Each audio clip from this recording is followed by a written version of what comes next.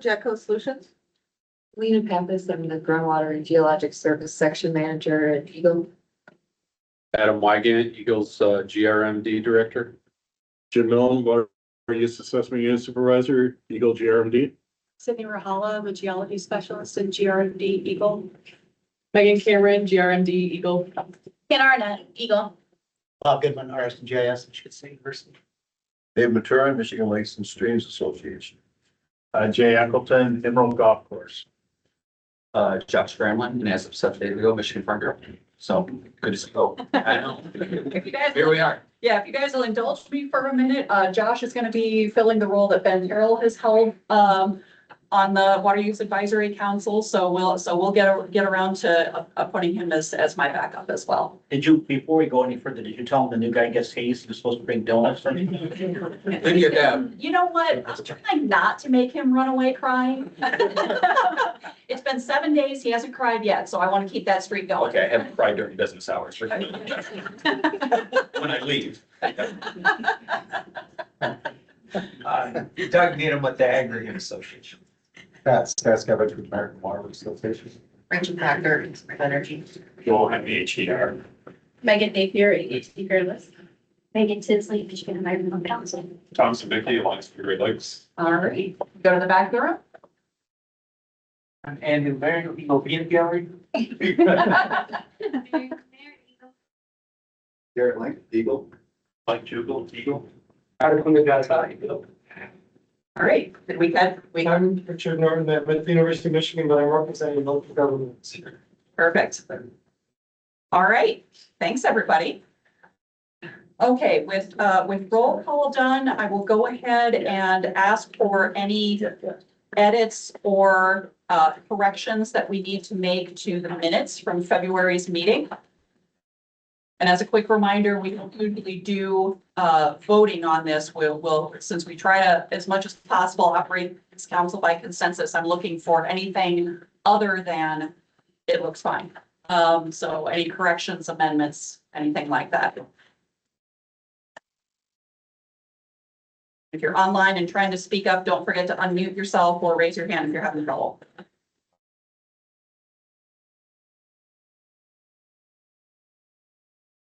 All right, hearing none, we'll go ahead and approve the minutes as written.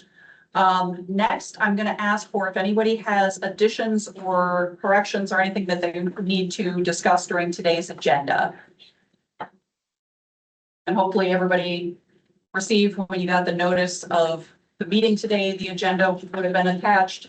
If not, or if you need to get your email address to us, make sure and stop in and talk with one of our Eagle folks while you're here today to get added to that list.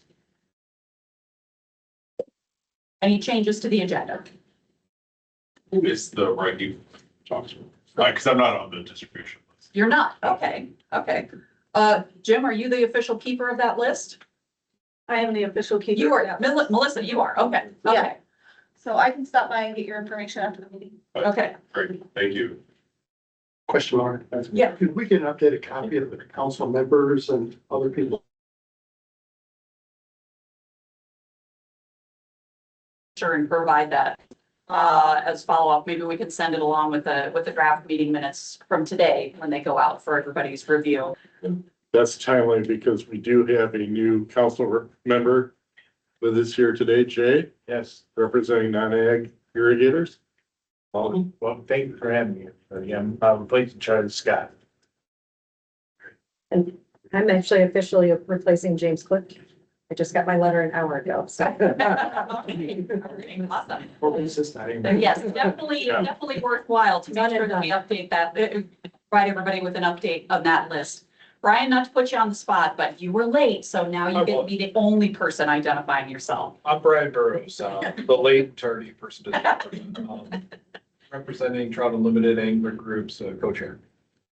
All right, thank you, Jim. appreciate it. Yeah, I think Richard Norton's one of our newest member, first time he's been here, so. I just started, this is my first meeting, so in here sucking it all in. All right, welcome. Hey now, we're very nice. We're a delight. I saw an email from Kimber France that there should be a flurry of letters coming out from Director Roos for appointments and some reappointments. Okay, sounds good. Before we leave the topic, any other changes we need to make to the agenda? All right, we'll go ahead and consider today's agenda approved. We'll open up for public comment at this time, and as you guys will recall, the way that we typically do these is open comment on agenda items will be anything that we'll allow right now. If you have open comments about other water-related topics that may not be on today's agenda, we do have another public comment period at the end of the meeting. So if you have anything related to today's agenda items, please go ahead and speak up.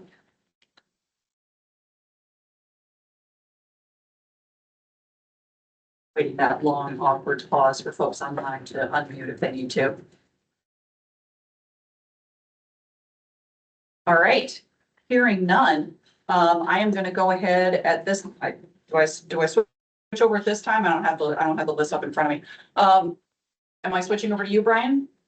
Or are you taking this? Okay, perfect.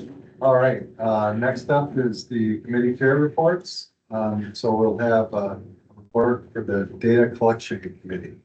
All right, yes, it did make sense. Just Perfect. Data committee updates. We're looking to schedule a meeting in April. Megan sent that out to the list that I've tried hard to keep up to speed. So if you haven't gotten some the other day, it means that I missed you in my best attempt to keep track of who's interested in participating. So you can email me if you didn't get it, but you should have a meeting scheduler out there for a starting meeting at end of April. We'll try to set one in May as well. We'll dig in on a variety of stuff. We need to talk about a little bit about the long-term data planning project, the Inland Lakes Adverse Resource Impact Project, get a few other updates about some of the other projects that are relevant to the committee, and then spend some time soliciting from committee members if there are other sort of novel topics that we should be working on this year, either just to discuss or to move towards a eventual recommendation. So with that said, all that will be covered soon. I mean, I could give some updates about a few of the other things, but I'll let it suffice there. all right. Thank you, Brian. Any questions for Brian? All right. Moving on. Conservation and Efficiency Committee, I assume that's you, Emily? Yes. Okay, excellent. So we just had a meeting last week, so hot off the press. We're meeting bi-monthly right now instead of every month like we have been for the previous several years. Got some great updates on projects that we have underway right now. The Alliance for Water Efficiency Project from 2020, from that legislative report is going to be completing their draft final report over the next couple of months. We had them come present at our February meeting on their initial findings and results of those stakeholder conversations that they had. So we're going to have them back at the June meeting to give us kind of an updated presentation. And then we'll have the committee members help with the review of the draft report. We would like to have them come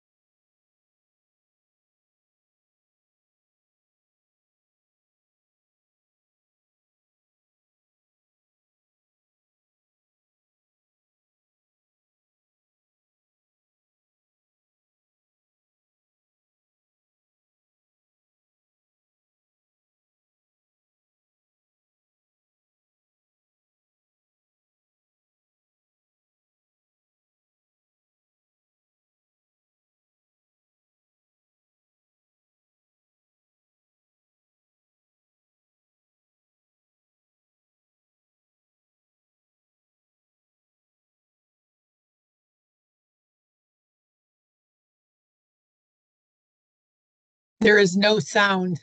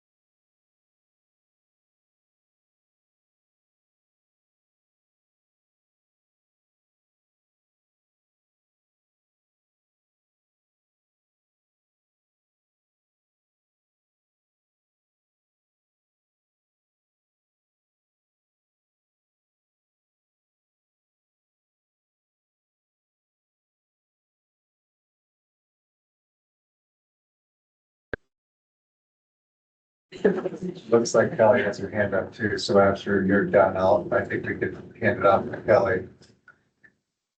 You should be good. Okay.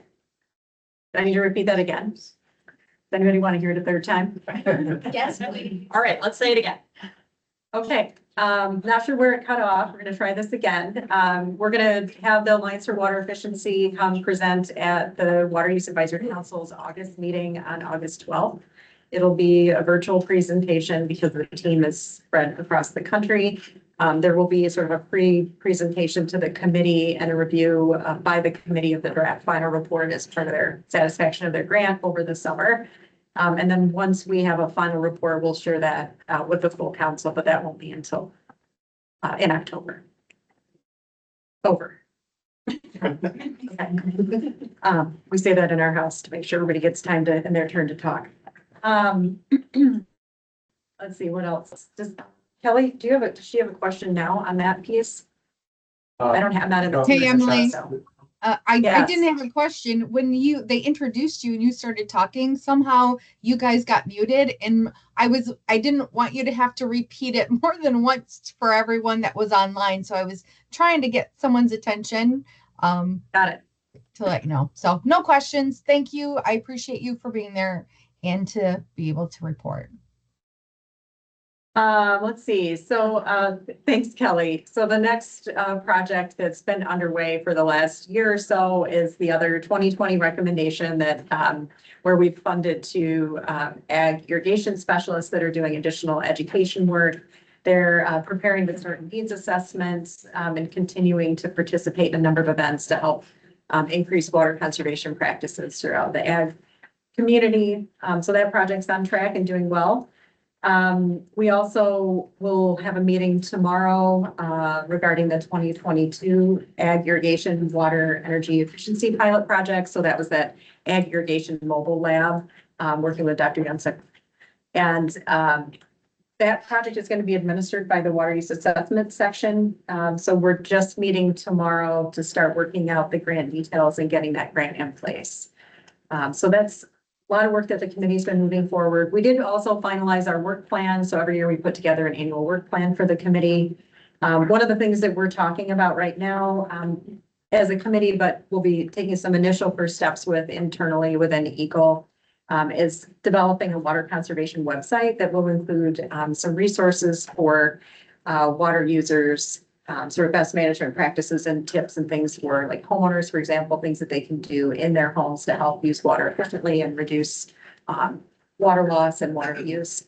So we're going to start with kind of looking at some other examples of other state and provincial water conservation efficiency websites and putting together an outline. And then we'll bring that back to the committee for further discussion. So working closely with Kim and Lena and their teams on that. And then we're going to try again to invite Dr. Andreessen to come speak at a future committee meeting on kind of looking at the climate and water trends over the past 20 years and kind of forecasting out over the next 50 years. So he's been giving a number of presentations at a variety of different groups that a few of the committee members have attended, and we're hoping to be able to have him come speak at a committee meeting. So when we get that confirmed, we'll let the council know in case anybody's interested in that recording. But there are also a number of national researchers that are looking at projections out to 2050 in terms of climate, agriculture, and water use trends. I think that's it. I can give a quick update on the water user committee project too, if it's any. So you have a presentation here. We're looking at lining them up for the committee.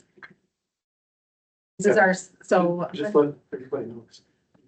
Yes, yep. So we'll let the council know if we're able to get him scheduled for committee meetings. And then we do record all of our speakers when we do have a speaker come in and present the topic.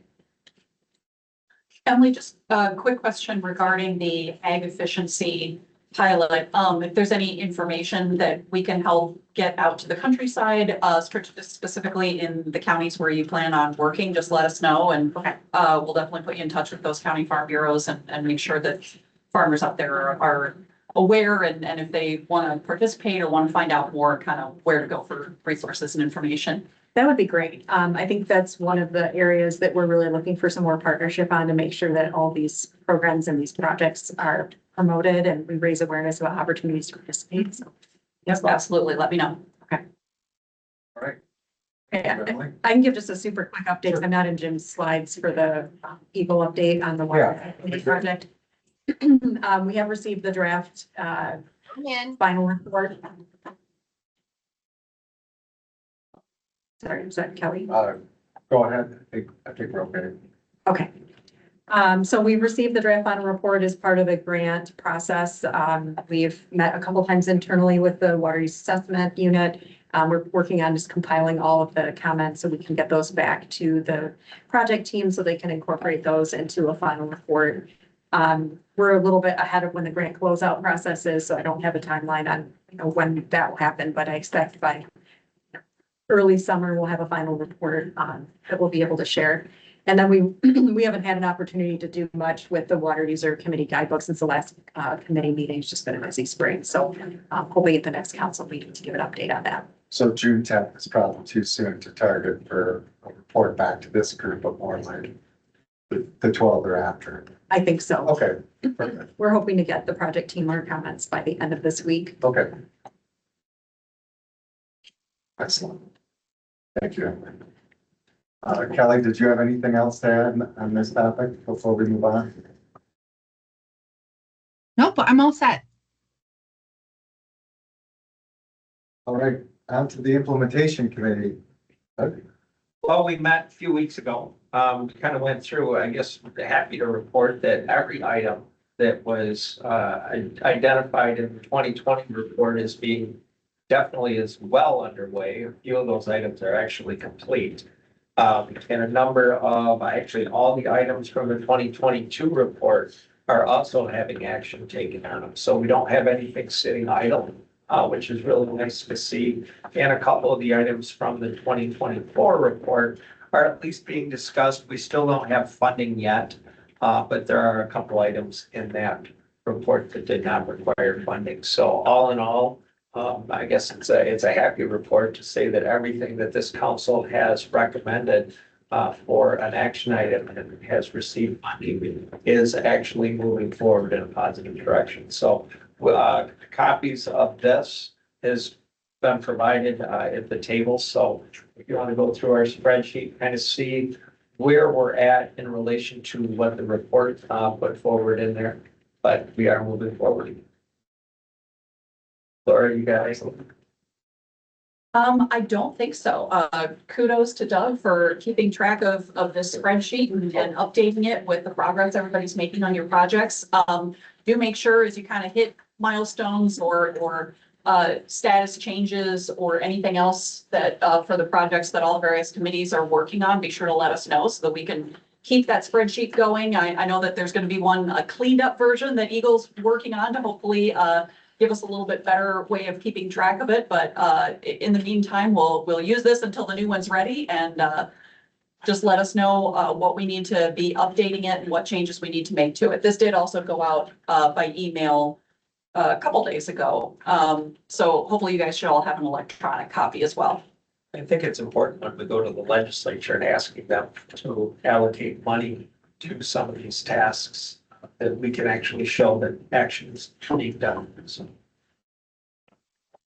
All right, thank you. All right, any questions for Doug? All right. Now, last for the committee reports, but not least, we gave you as much time as we could, so we're on schedule. So we've got 3 good topics lined up for you, so. Yeah. Wait, Dave. So this is good. So the Mouse Committee, as always, we're doing this. And so to try to keep track of it, I actually put out a document occasionally, topics for the Mouse Committee. I updated that to the end of March. Everybody that's on my mailing list got a copy. If there's anyone else that would like a copy, let me know. I'll be glad to send it out. But what this is, it identifies everything that we're working on or that we plan to work on in the near future.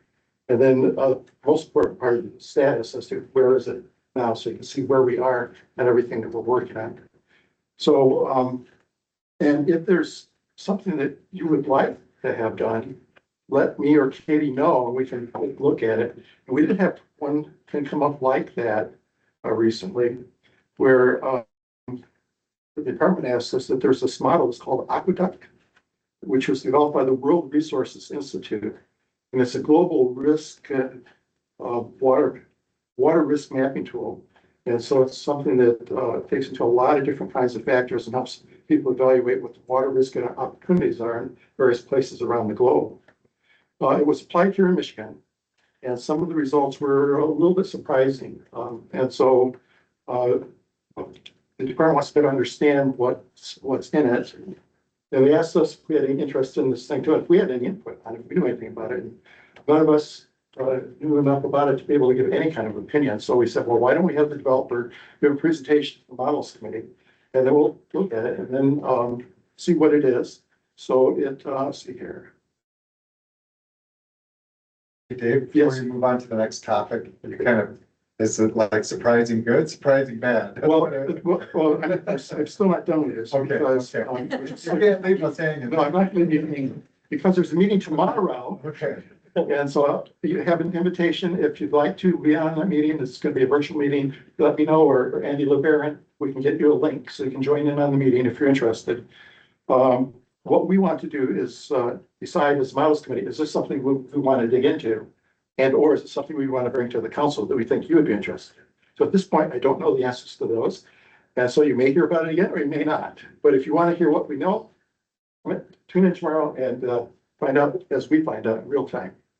So that's where that's at. Interesting. Thank you. The surprising piece though is maybe some areas around Bay, right, that were identified as risk that were surprising, I guess. Okay. Wanted to know more about it. Yeah. All right. There's also just a quick update on the status of the transition probability modeling. That what I put into the topics document has actually been updated since then. I've got something from Dave Lush. And so on that work, the modeling is underway, but they're not going to have that done as quickly as they thought they were going to be when it was presented at the last meeting 2 months ago. So the anticipation is to finish the modeling by the end of June, and then everything else will be pushed back accordingly. So we had a more detailed presentation on that last month, so I won't go into any more unless there are questions on it. And then the status of the transmissivity and storage coefficient is that is fairly underway now. So we have a contractor in place, Fishbeck Thompson and MSU, a joint venture. Anthony Kendall is the MSU person. So there's a person on staff that's working on it. Dave Lush is the chair of our work group. So that hopefully will get underway and get some good results as we move down the road. Just one comment that we're doing a lot of things in the models committee, but almost all the work is being done through work groups. So that's where the focus is. And then occasionally the models committee meets, and occasionally we bring things forward for all of you. So this leads to the next part of the report, which is the thing that we put in our 2020 report, which was the biggest item, I think, or one of the big items, was the Michigan Hydrologic Framework. And that's finally not just underway, but we're starting to see real tangible progress. So it's becoming something that, hey, you can see what it's going to look like and get a feel for how it's going to work. And so I thought it would be a good time to bring staff in that are working on this. So Jeremiah Asher is working on Michigan Hydrologic Framework, and Bob Goodwin is working on the Michigan Integrated Water Management Database. And you may recall those were originally set up as two separate projects for operational efficiency. They're merged together so that it's being developed as one project. But I want to emphasize on the database, that's providing support to the Michigan Hydrologic Framework, but it's also going to fit into this larger work that's being done by the department to create a massive database so that they're keeping in touch with what the department's doing. So everything that's done there is going to fit right in. So it'll be providing work directly for the framework as it's being developed, and will be set up exactly for that, but also fit in as the department does work on the bigger picture. So we'll get an update on that. And then USGS is doing a lot of modeling, and some of this specifically for the Michigan Hydrologic Framework. So Howard's going to give a report on that. So Jeremiah, I'll let you start off. All right. And we'll have the presentation. There's a chance to ask questions after each presentation. So don't wait till the very end. As one topic finishes the presentation, feel free to ask questions. All right, thanks for having me here to provide some updates. I think it's been several years since I've been in person, so good to see everybody here. I won't go into a lot of detail about the background. I know Dave has provided various presentations over time to the Water Use Committee, but I'll just kind of summarize the hydrologic framework as kind of a tool that's being developed to aid in the development and sharing of hydrologic models and to also improve access to data to support that model development. It's a joint effort that we're working on between MSU, USGS, and the state of Michigan.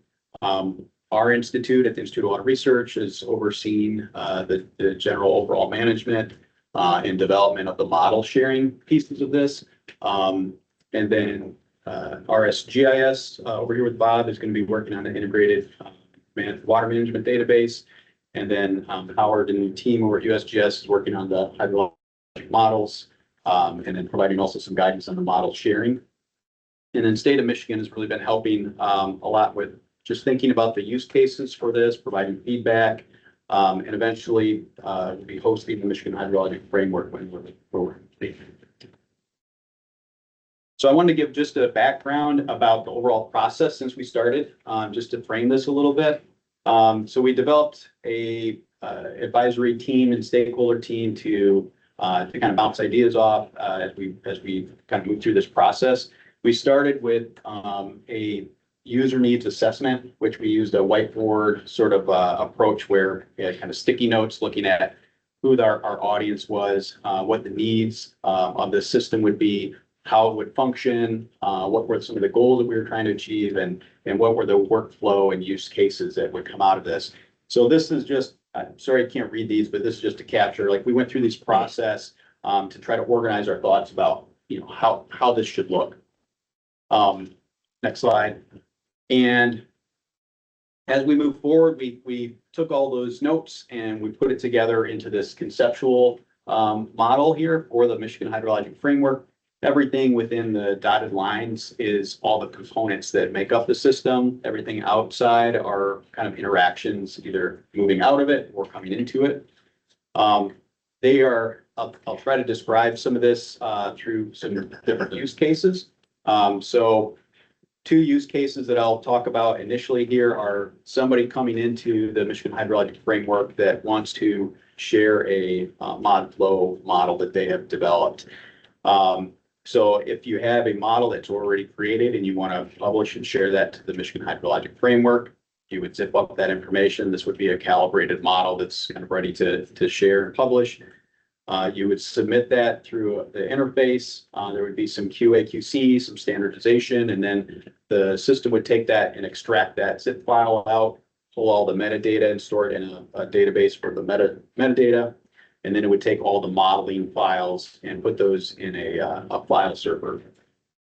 Once that information is there, we also have some FlowPy scripts that basically take some of the data and create it into geographic information layers that can be viewed through a mapping interface. We'll talk a little bit about this later in the process. So once those have all been kind of parsed and stored in the database, they then become part of a searchable model inventory. So anybody coming to the system, which would kind of describe a second use case where if somebody is wanting to develop a model and they don't want to start something from scratch, they can go in and look through this searchable inventory to see if there's already a model created that they can build off of and add to.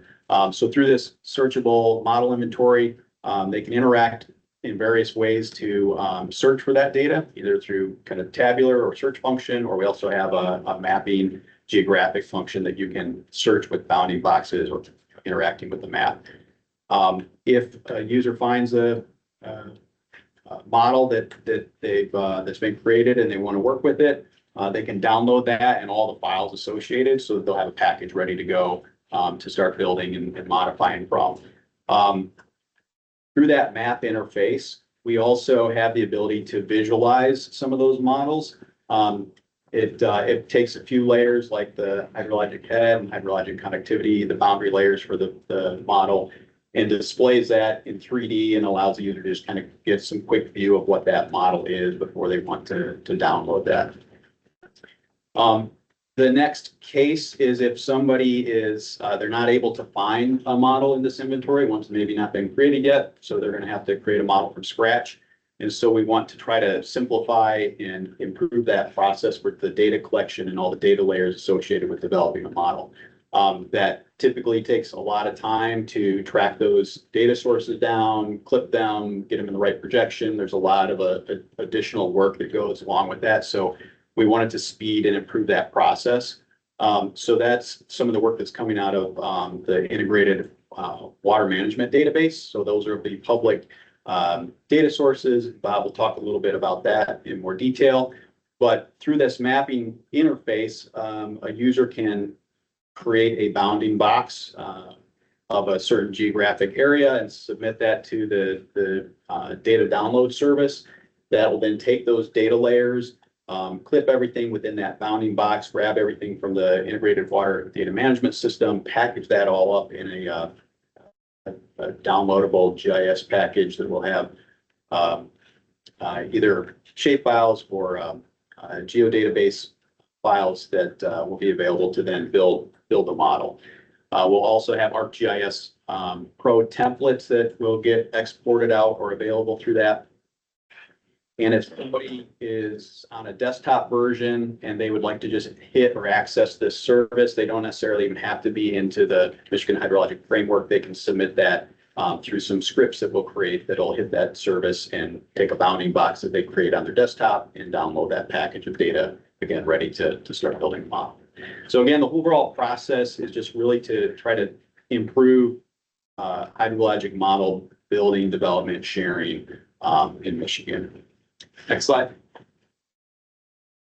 So once we had the conceptual model kind of laid out, we went through a process called wire diagramming, where we used a software called Mockups that allows us to kind of quickly sketch up what these different forms on the website will look like. And then we can provide feedback to the advisory team and stakeholder team without having to develop a lot of code in the background. So these are kind of quick iterations that we can share. And once we kind of get a layout pretty close to where we want, then we move it over into kind of graphics design and start to put some code behind it. Next slide. So this is our current iteration of the front page where we have information about the hydrologic framework. You can search data, search models, upload your models, use the mapping visualization interface. And then we've also been working with DTMB just to make sure that the system is ADA compliant and then also fitting the style guide, that's required for the state of Michigan, because ultimately this will go over to the state to get hosted. Slide. This is just a current version of the upload forms for uploading a model.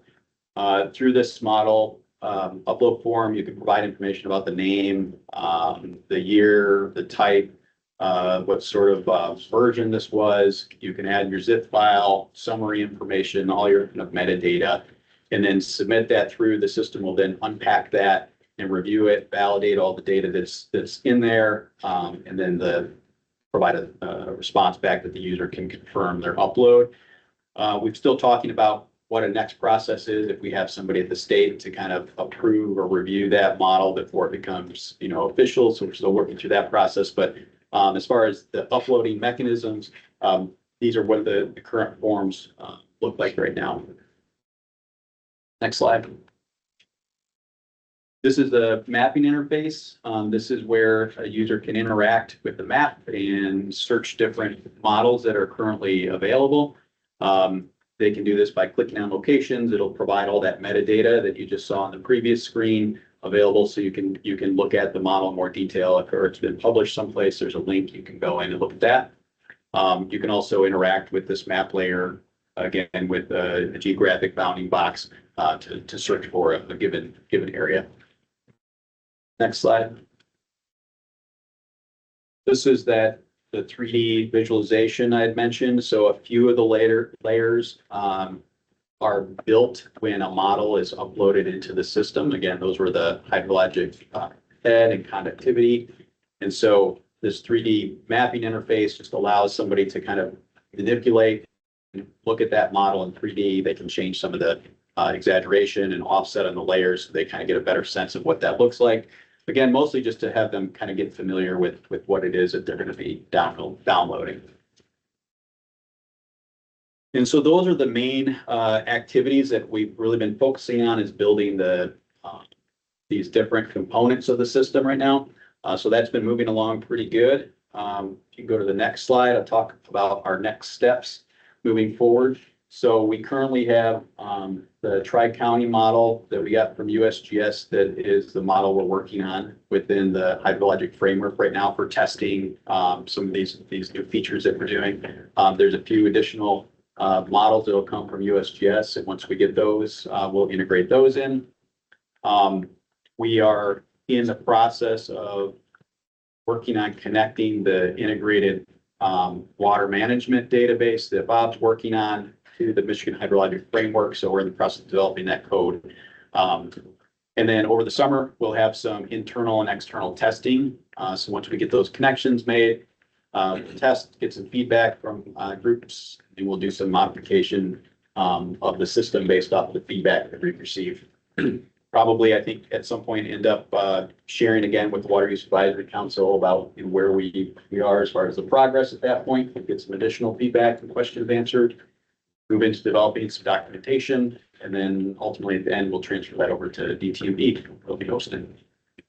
And with that, I'll pause and answer any questions anybody has.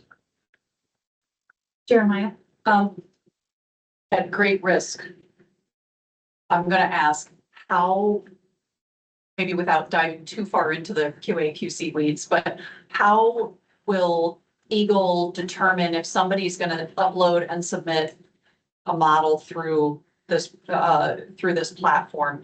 How are they going to be able to determine, does this model meet our requirements? Is it, is it sufficiently calibrated in order to be able to be used by the water use assessment unit staff?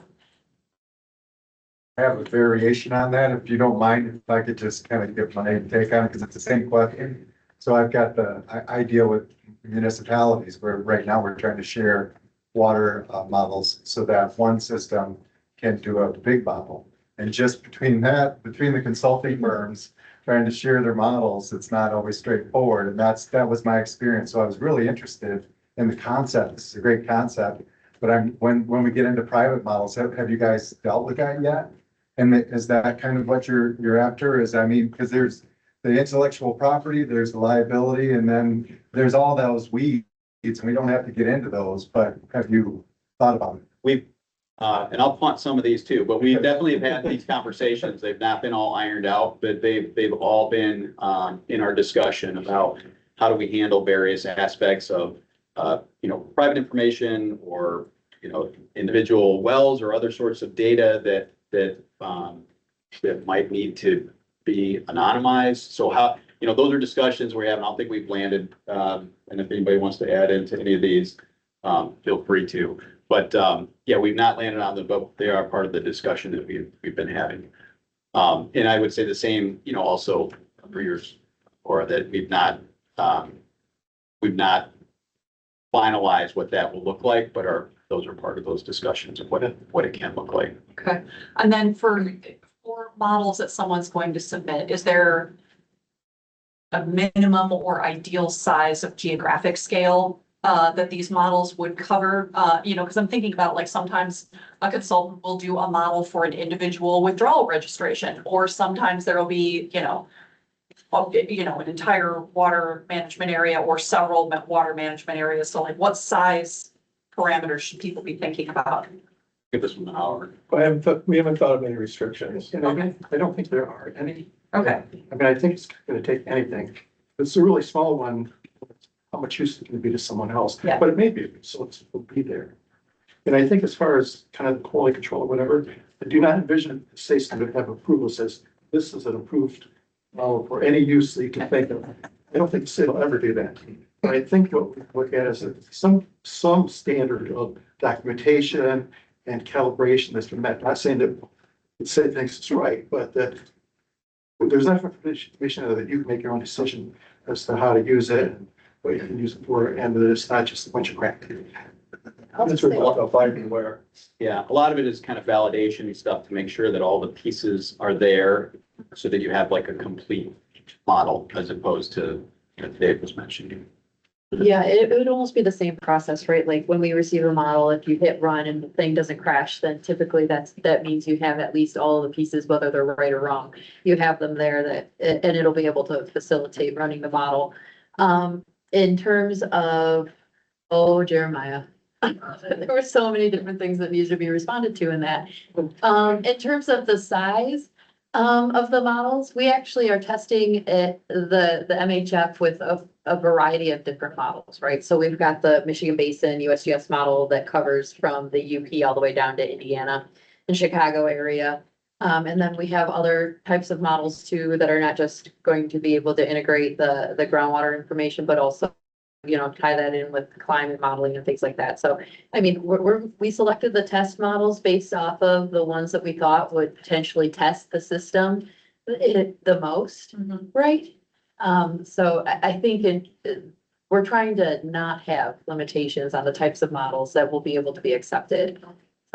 And this will look at not just groundwater models, but surface water, integrated surface water, groundwater, and even climate. So all three could be integrated in this. We're not testing to all three, but it's being built so that it can go there. Okay, So Is there a QA/QC requirement though for the models? well, the one that Jeremiah was describing in terms of just ingesting the model into the MHF, that's going to be just kind of more a perfunctory sort of check, right? Like, are there all of the components that, this mod flow package actually needs to be executed within in the environment? It's just going to be like, can you import it, right? And then Eagle, we've been doing reviews that are basically focused around the idea of evaluating the validity of the data sets that are submitted to us. So instead of saying, like Dave mentioned, Eagle, this is a single approved model, right? Really what we're trying to do is verify the information as we currently understand it, right? Like, because modeling is one of those experiences in which you get to iteratively go through the process over and over again. And a lot of the time they can be changed based on the type of information that is available at the time. And so we're not trying to, hold it up in an effort to answer every single tiny detail question, but really try to make an educated guess based off of the information that's available at the time. okay, thanks, I appreciate that, that's helpful, because I'm kind of trying to think of it from, once this thing is up and running, what's a user's experience of it gonna be, are they going to go in and say, oh, this is on the MHF website, so I know that any result that I come up with using these models is gonna be right, and I can submit my site-specific review based on this, and it's gonna sail through, versus, no, you still have to demonstrate that this model is valid and meets the purposes and appropriateness of what it's attempting to model in order to demonstrate various uses are or are not gonna have an impact. And if a consultant wants to create a model to facilitate that creation, a lot of the data will be there. Yeah. But then they can add in the site-specific data that they can. Can I give my layman's explanation of how I perceive it? So all these modelers are basically going to give us their assumptions of what they've used to do their own model. When you run a model, that's when you're actually using your intellectual property or your mind to try to figure out, am I going to tweak these assumptions or not? But the model is just going to say, well, we use these transmissivity levels or values. And so Eagle may look at that and say, are these value ranges reasonable? They're reasonable. Now, whether or not they're exact in this microcosm, that's for whoever downloads it to see how accurate they need to be for their given situation. Right, some assumptions are appropriate given any situation, right? It's Right. really the evaluation of the assumptions that are built into those models once they're submitted, that it starts to get a little nuanced. And the value of this is that we all don't have to start at square one. We can take the assumptions that other modelers have made. We can take those as a starting point. If that's good enough for what we're doing, we're done. We still have to run the model, but if we look at it and say, no, we need much more clarity, we do soil borings or whatever have, is that perception? And that when you give somebody a model, then you know exactly what they've assumed, know what they've done. Right. If you write a report, you don't know exactly what's It's a model, but you have a model, you know exactly what. And I think the vision is that it's voluntary. So if it's a private firm, they don't want to put it in, it's not mandated right now. Right. And then hopefully over time, as the library builds, then the community will see it as a value and more people will put things in. If a county wanted to do it, they may want to have that discussion on the front end before they hire somebody to say, hey, we want to make that available. But we had one firm come back who took the USGS tri-county model and modified it recently. And then they just came back to us and said, can we give this back to you for you guys to use? Nice. And I said, oh, well, it's good timing. You should talk to Lena. So it's kind of another use case that we're trying to work on is just, we have it in our heads. You know, they'll be able to upload through this way, but like Laura said, we had to have this discussion about what's the level of buyer beware versus this has been reviewed. And I think we're still kind of honing in it, but I think it's narrowing down on just that. It's a complete package. There's nothing that raises a red flag. And from now on, but you know, buyer beware on that. I was gonna say, and I may jump in the next presentation, but I would see that uploading of the metadata is probably the more careful part to verify, right? You may have new data that nobody else is in possession of. You may have old data that was pulled from a different download of a database and it's been sitting in somebody's computer, and where the models are choices, those are like operations I did in addition, you would have done a multiplication, like the numbers seem like the more tense spot to try to figure out, like, if we're uploading that back into a database somebody else can use. That seems like the more sensitive spot to models are choices, but data seems like where the verification might be trickier. Do you have any questions online? I don't see anybody with a hand raised before monopolize the discussion here. Anybody else have any questions for Jeremiah? Awesome. We really look forward to hearing more about this as it progresses. So you're welcome back whenever. Thanks. Hopefully not 3 years. No, so next to Bob. Thanks, Bob from RCS. I'm the stand secretary and talk when I'm sitting down. So you can go to the next. I'm going to talk about the water management database. So I just want to start. I don't know how much everybody knows in here, and we'll try and keep it as low, you know, not too techy. But it originally was envisioned as a standalone database where we just go out and gather a bunch of data, put it all in one place, and everybody goes to that place for that data. And that model sort of disappeared pre-COVID, right? So, you know, when you do that, you have federal data sets and you have state data sets, and maybe you have some other data sets that come from different places. You then fall into this trap of one, you're duplicating data, and two, you're confusing what data set is the authoritative data set, right? And so, and also down at the state of Michigan, they're not keen on storing data twice either.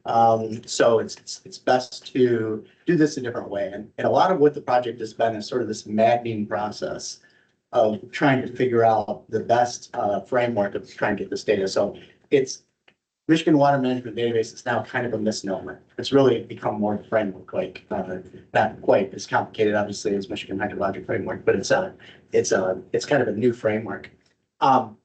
So the whole goal is to try and make this data more accessible. And as a GIS person, one of the more difficult things is when you have a project going out and grabbing all the data from all the different places for the extent for which you want, right? So it's a pain in the butt. Why we haven't built it internally up until now, I don't know, but we haven't. So this is a great time for us.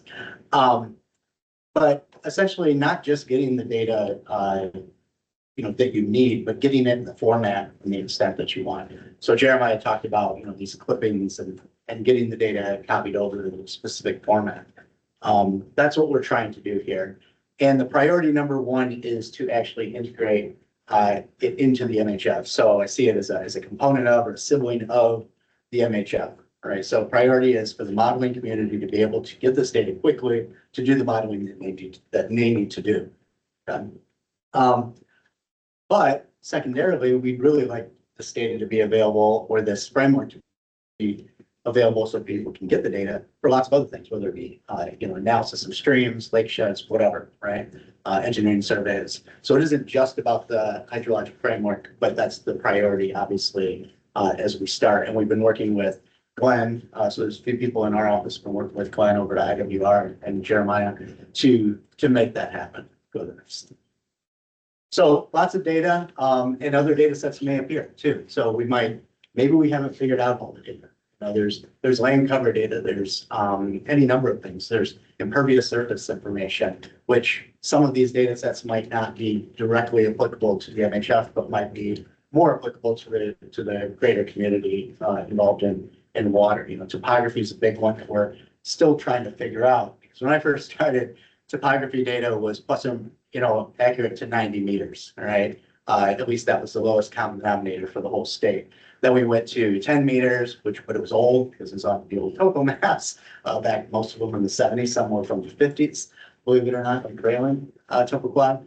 And then we got down for a little while, we said, the USGS is going to do 3 meter, but then we scrapped that idea and now we're down at 1 meter data. So 1 meter data takes up a lot of space on computers for large areas. We spoke about models and how big the models would be. We're trying to figure that out because somebody says, I want to download, the western half of the Upper Peninsula in the elevation data. Well, that's going to take a little while.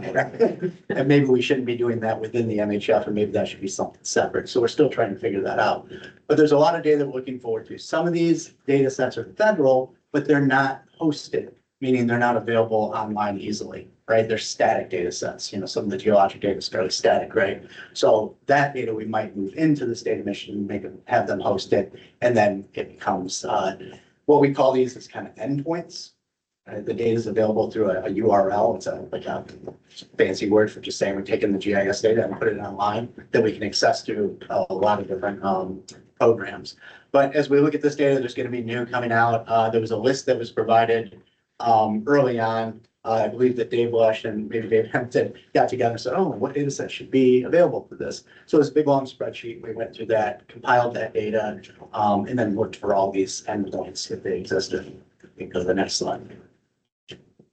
So there's essentially 3 approaches, and the first approach is the most important one and the priority right now, and that's to create tools that integrate with the MHF, right? So they're building a web mapping application. They're in the process of doing that, and what we're doing is we're building tools mostly through Python scripts that then will feed into that. So when somebody says, okay, I want this area, and you click the types of data you want, it's going to clip that, project it, converted format, whatever it's going to do to get it in the format that somebody needs for their application.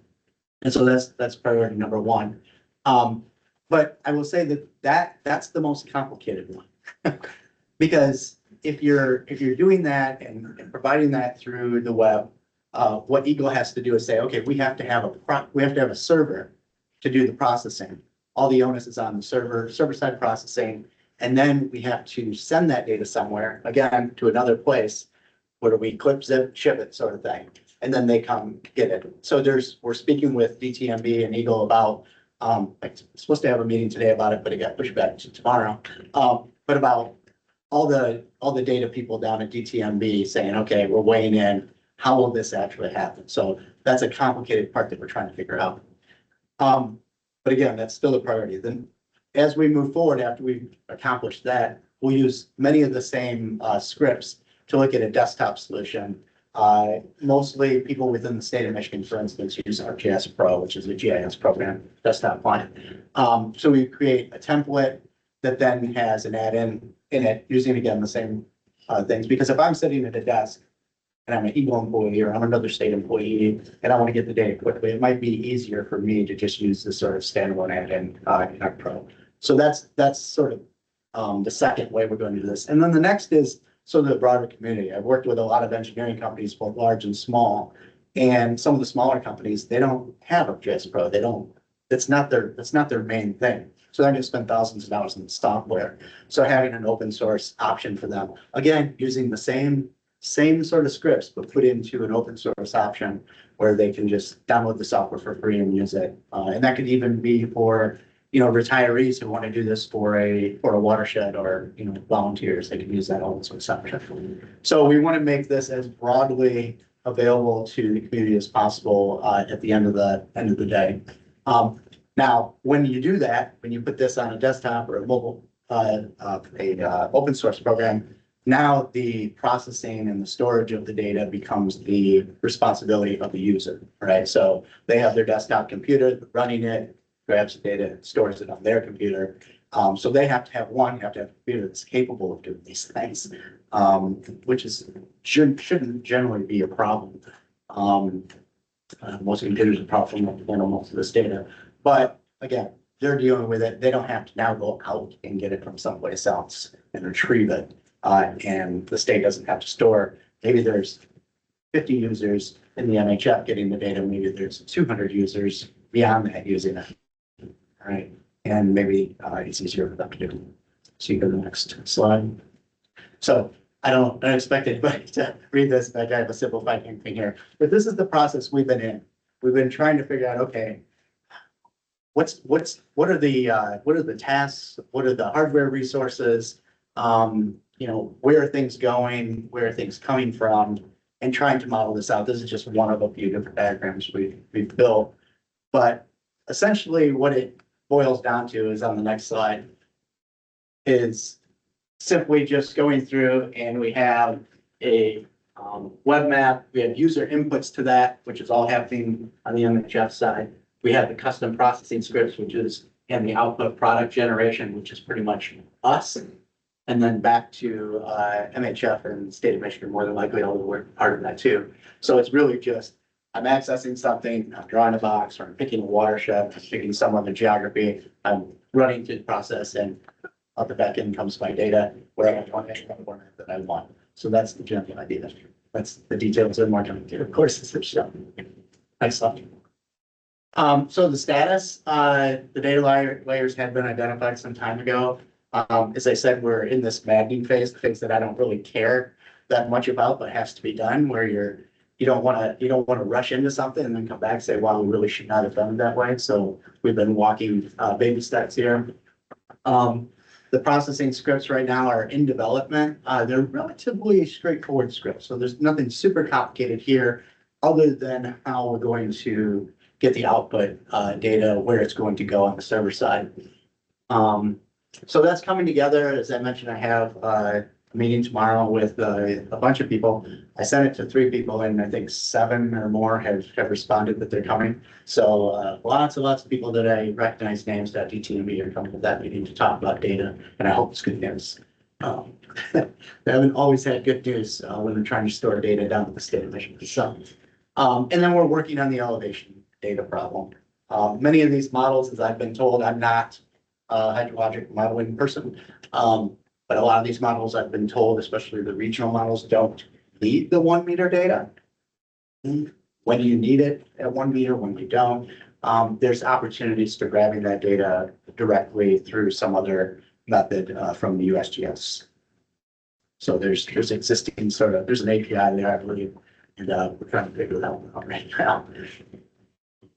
Next slide. Okay, so what's next? Finalizing that server-side processing and storage. I mentioned that a bunch of times. And then really just finishing up the draft Python scripts that we're going to be working with IWR and integrating those into the web app. Those are sort of the primary things we're doing right now. And then on the back end, so once we get integrated with the MHF, then we can step aside and say, okay, let's now think about the IDM and ARC and the open source. So it's not a parallel, it's a sequential process that we're going through. We want to make sure that we have those processing routines down very well before we move on to the next step. Our goal isn't to have a different solution that we have to update. Because one of the issues with doing it the way we're doing it, rather than taking all the data and put it in one database in one place, there's benefits to that, right? Because you know where the data is. But if you're going out and you're getting data from different places that is on the web, and then some Yahoo changes the address of where they keep that data set, it sort of throws a wrench into the works. So there's there has to be some documentation and some regular maintenance to make sure that those pathways are noted and fixed. They're config file essentially that you update, that the program goes out, says, oh, okay, it's not there anymore, it's over here. So there's no real solution for that, it just has to be done. I don't know who's gonna do that, I don't think I'm doing that, somebody. I think that's all I have, yes. Any questions? What's that? Is that you? Yeah, that is me, yeah. My previous director found that picture I had taken of a drone. I was looking down to see if a drone camera wasn't smudged or something. Maybe kind of fun. Any questions? There's just one quick one, and this may kind of relate back to the hydrologic framework as well as the data that you're working on putting together. How do you plan on handling proprietary data that may need to either be anonymized or that users may have concerns about being integrated in and wrapped into these publicly available sources? So it's my understanding that there is no proprietary data on my side. It's all Okay. public data, because that can, Is that, okay, it's all publicly available data. okay, Now, that's not to say that somebody can't use their own data for a model, say, oh geez, I got much better data than that in my county for this particular thing. The state of Michigan only does it this scale, I just do this scale. So that might be, right now, the USGS is involved in 3D-HP, which is a 3D hydrography program, and that's generating really high resolution flow lines and water bodies. But if that's not done and they want to run it and it's the old NHD and they have better line length, then they can use their own. But okay. I can't even imagine they would submit that back up to this program. Okay. Any other questions? Questions online? All right. I want to say that I really identify with Bob's last point about retirees, because I've lost access to GIS a couple times. And I have to find my own open source fund, because I couldn't imagine doing this kind of work without having those capabilities. I would add thanks, because we paid for it and it cost a lot. And, so that's, but on a high level, thank you both. It's, kind of corny, but, some of these things we were talking about and discussing in like 2019. So to hear you guys are deep in it, making it come to life, it's really deeply satisfying. Okay, the last leg is the modeling leg, which Howard is working with. Yeah, so, hey, just go to the next slide. So USGS was working, with IWR on the hydrologic framework.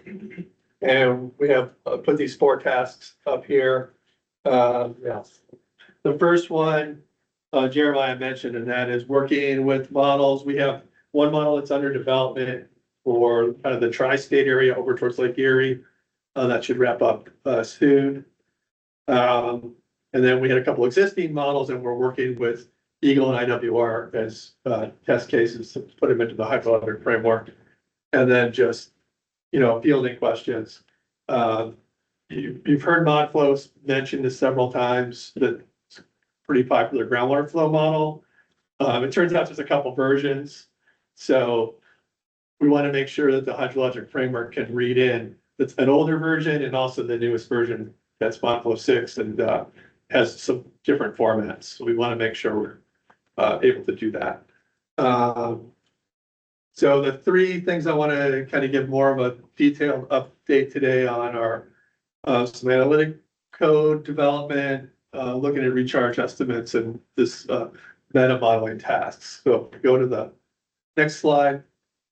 The water withdrawal assessment program, the screening tool, came about in 2009. Jeremiah worked on the first version in JavaScript, and it was updated in 2015 and hosted by DTMB.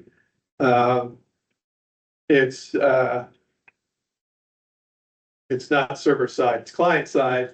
It runs in the person's browser, the applicant who goes in through the web and runs the screening tool, and it runs locally. Then there's this thing called the batch tool, which I hate.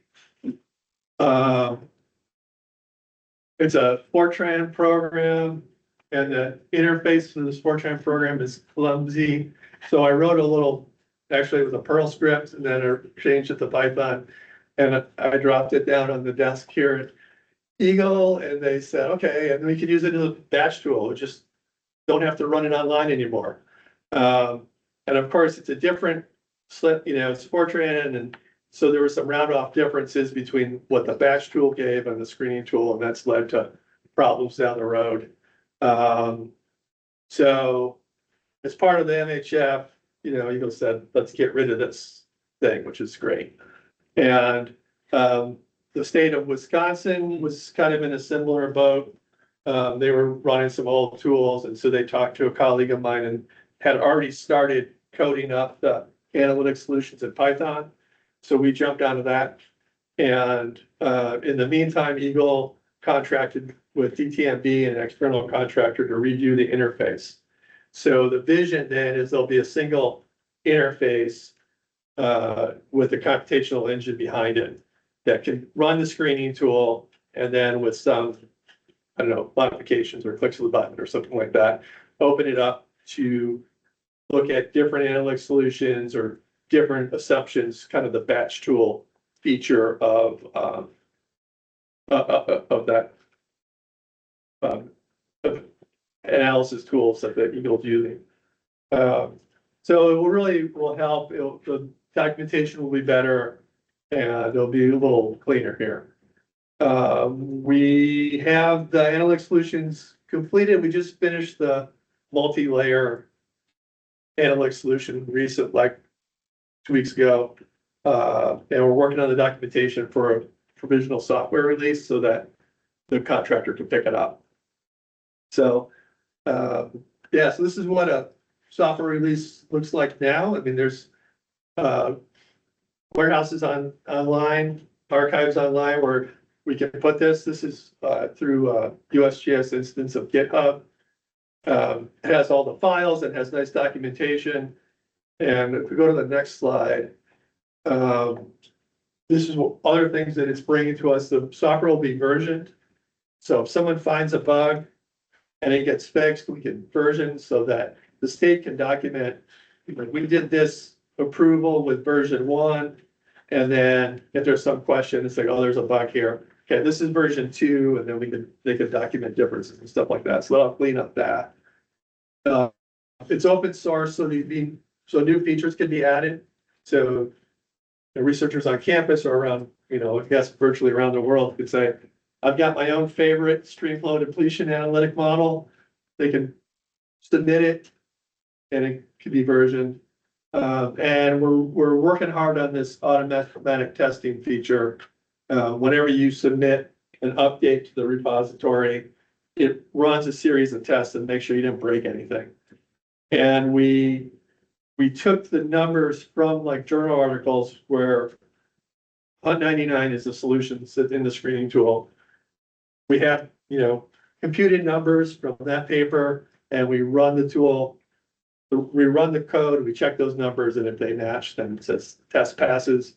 And if they don't, then it alerts the user right away that you broke this test. So we kind of, I'm going to say it slows you down. It doesn't really slow you down. You kind of write from the tests, and it's been cool. I think this repository will be a really nice advantage. And since it's all open, a consulting firm can just pull out the solution that they need and they can run it themselves. They don't have to run it within the Eagle's interface if they didn't want to. So that's where we are on that. I think the interface sounds like it's moving along, so I think it's good progress there. The second thing we started working on was recharge. The groundwater inventory and map project, I looked this up today, was 2003 to 2006. So yeah, it's old. And yeah, it shocked me that it was, I didn't think it was that something anyway. And that recharge estimate was developed by taking long-term base flow estimates from stream gauges around the state. And then doing regression to landscape characteristics to match that. And what the assumption is that, long-term base flow has got to equal recharge, because in the long term, groundwater levels aren't continuously going down or continuously going up, yeah, so we thought it would be good to update the recharge estimate. And then with people modeling and the water use regulations being a 5-year time frame, there's kind of a desire to have a transient recharge and not just put in long-term average. So that's what we started working on. Next slide. Okay, well, this is what it looks like. This is a map, top half of Michigan, of the current recharge estimate, and you can download that from the state, GIS portal. That's what's up there. Okay, next one. So we applied this code called the Soil Water Balance Code. It uses a little water budget to estimate recharge. You break the state into cells, and then it does a water budget on each cell, and you drive it on a daily time step. We're looking at the time period from 95 to 2020.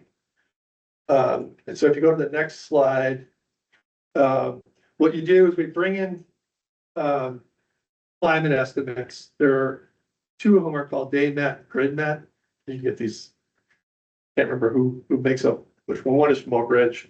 But there are nationwide graded temperature and precip daily values for that time period, 25 years.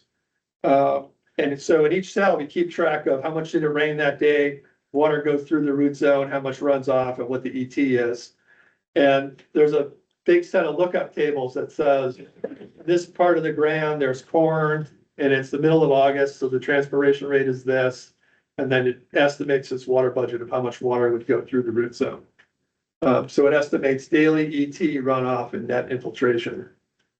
And then we post-process that and we get a monthly time series or seasonal or annual. The dailies, I don't know, we don't really trust the daily values that much. There's earth between the root zone and the water table, and there's a lag in that recharge. So it kind of assumes it's instantaneous, but we know there's a delay there.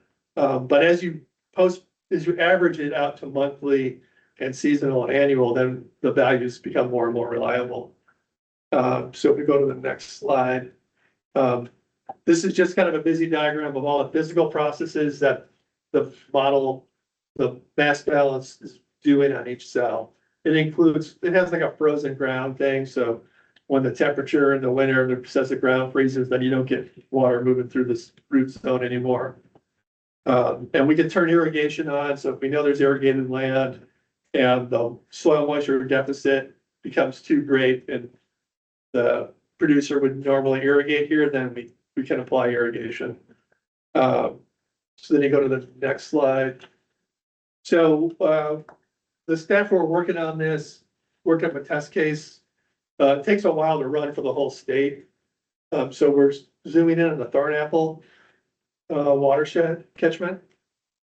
The next slide. And first thing we did is we buried the values in these lookup tables that related land use, land cover, and soil type to like how well the water moves through. We varied them over reasonable ranges, and then we wanted to see how sensitive the results were. And we're going to compare to that long-term average. We're also looking at flux estimates from Ameriflux towers and stream gauges for base flow. Next one. So here it is. We get an estimate at every little dot, and the red dot is the one that's graphed to the right there. The red line is the long-term average from the 2005 value, and the black line was our base set of parameters, and all those gray ones were how much variation we got as we changed the ranges. And we haven't done any history matching on this yet, but what we expect is when you do the history matching, we'll collapse that gray cloud down to a narrower band. Or what's the right dot? Sorry, I missed that. Just one of the places where we're doing this computation, we're doing it on a 1 kilometer grid. Okay. So we got plots like this for every dot on a thorn apple. Gotcha. So that next slide. We chose a thorn apple because there's a Ameriflux tower there. So that's where we're getting the Ameriflux observations. And the next slide just shows. What is that? Ameriflux is a field measurement of evapotranspiration off the field. And so with our current parameter set, we're overestimating the ET a bit. But yes, these are a little bit old. We're doing the history matching now, so we should bring that in. And then the last thing we're doing is, we haven't really started this yet. For this use case is, to look at what's called meta modeling. And that,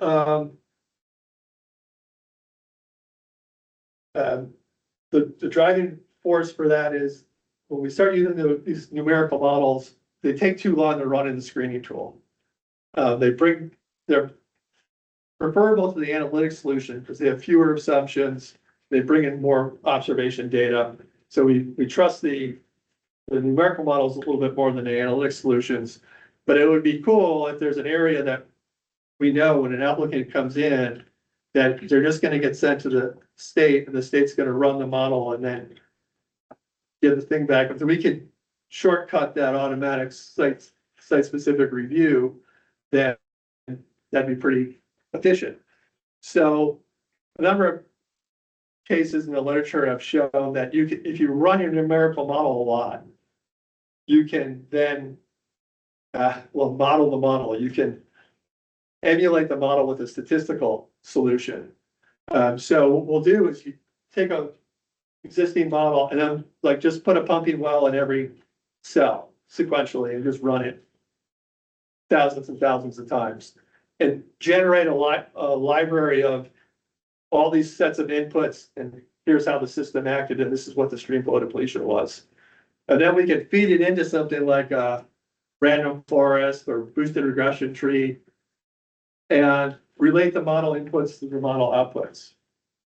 And if we get a good fit, then we would have a solution that runs super fast, just as fast as the analytic solutions. So behind the scenes on screening tool version down the road a bunch of years, the user would be able to come in and Eagle would be able to set a flag and say, well, if you're putting a thing in here, don't go to the analytic solution, go to this statistical model. And then they would get their, you could just treat it like, again, just like the screening tool, and you can make same kind of assumptions like, it fails, go to the site-specific review. So yeah, next one. And then I think this is a bunch of animations, just, it's been done a lot, it's been done around here. And so our task is to try it and then present it to the models committee and then to this group and say, and to Eagle and say, people are comfortable with it. We'll keep traveling with it. And if people are uncomfortable, then we gave it a test. That was good. So that's what we're working on. That was a lot. There's so many questions. Fire away. All right. And of those online, just be sure to raise your hand and I'll get to you. All right, so first of all, I want to make sure the lead is not buried here. You are not the only person who hates the batch tool, so good riddance. Especially because a lot of farmers tend to perceive it as like this mysterious black box where things could be different than what they're seeing from the online version. So the fact that that's going away and that everybody's going to be working off the same version, I think is a huge, huge, huge deal for transparency, for the perception of the program. So very, very well done for that. Some of the questions that I have related back to, for instance, like your calculation of ET and and some of the work being done to inform recharge. Are you pulling in data so specific like USDA's soil type maps and like their crop data layer to pick up, Yep. are they growing corn this year or soybeans, or, you know, is this person over here growing potatoes, or, you know, what Yeah, what it's they not- do last year versus this year, or is it not that specific? Not that specific. It is the National Land Cover Database, so it Yeah. does say it's cropland, but it doesn't say like what rotation it's in. But Okay, it so says, it might say what rotation it's in, but it doesn't say like this year it's a certain thing. Okay, Just- okay, so it's making some assumptions about ET, saying it's Yeah, probably an average of somewhere around here, right. given that it's And we like field use crop the- versus. Latest USDA soils, the gridded NASCO, Yeah. GNASCO. Okay. And then with the meta modeling, I guess what I'm more familiar with than running the model a zillion times with, you know, with putting in your different wells is trying to run multiple models with the same data set to see, you know, to kind of see best fit and, you know, where they're coming up with. Is that also gonna be part of this project, or is it really just looking at, we're gonna pick one model and we're gonna run it a bunch of times in order to kind of simplify that process between what I'm seeing in a, you know, screening tool versus site-specific review? Yeah, that's a good question. I think for the meta modeling itself, I think we were had in mind a single model Okay. that that we were trying to emulate to increase the speed. The idea of looking at multiple models to get the range of outcomes, I've been thinking about that in terms of the MHF just itself. And I think it's an open question in a regulatory environment. Yeah. When we'll have potentially several models in an area. Then having the regulators, and they're regulated, that say, okay, well, these models give me slightly different answers. Do we pick one, or do we average, or we just, and I think this is still kind of an open question on how to handle that. When there are multiple that you're comfortable with each one. I mean, if one is like an outlier, then you might think, okay, I could throw the outlier out, but if they're close, then I think one way to handle it would be to say, these give different answers, let's dig in and figure out why they're different, and if there's a set of assumptions that are more appropriate than others, and then we'll pick a winner. Yeah. Another way to do it would be say, don't throw it on anything and come up with some averaging technique and or some kind of discrimination technique, that you can say you're more likely to do one or the other.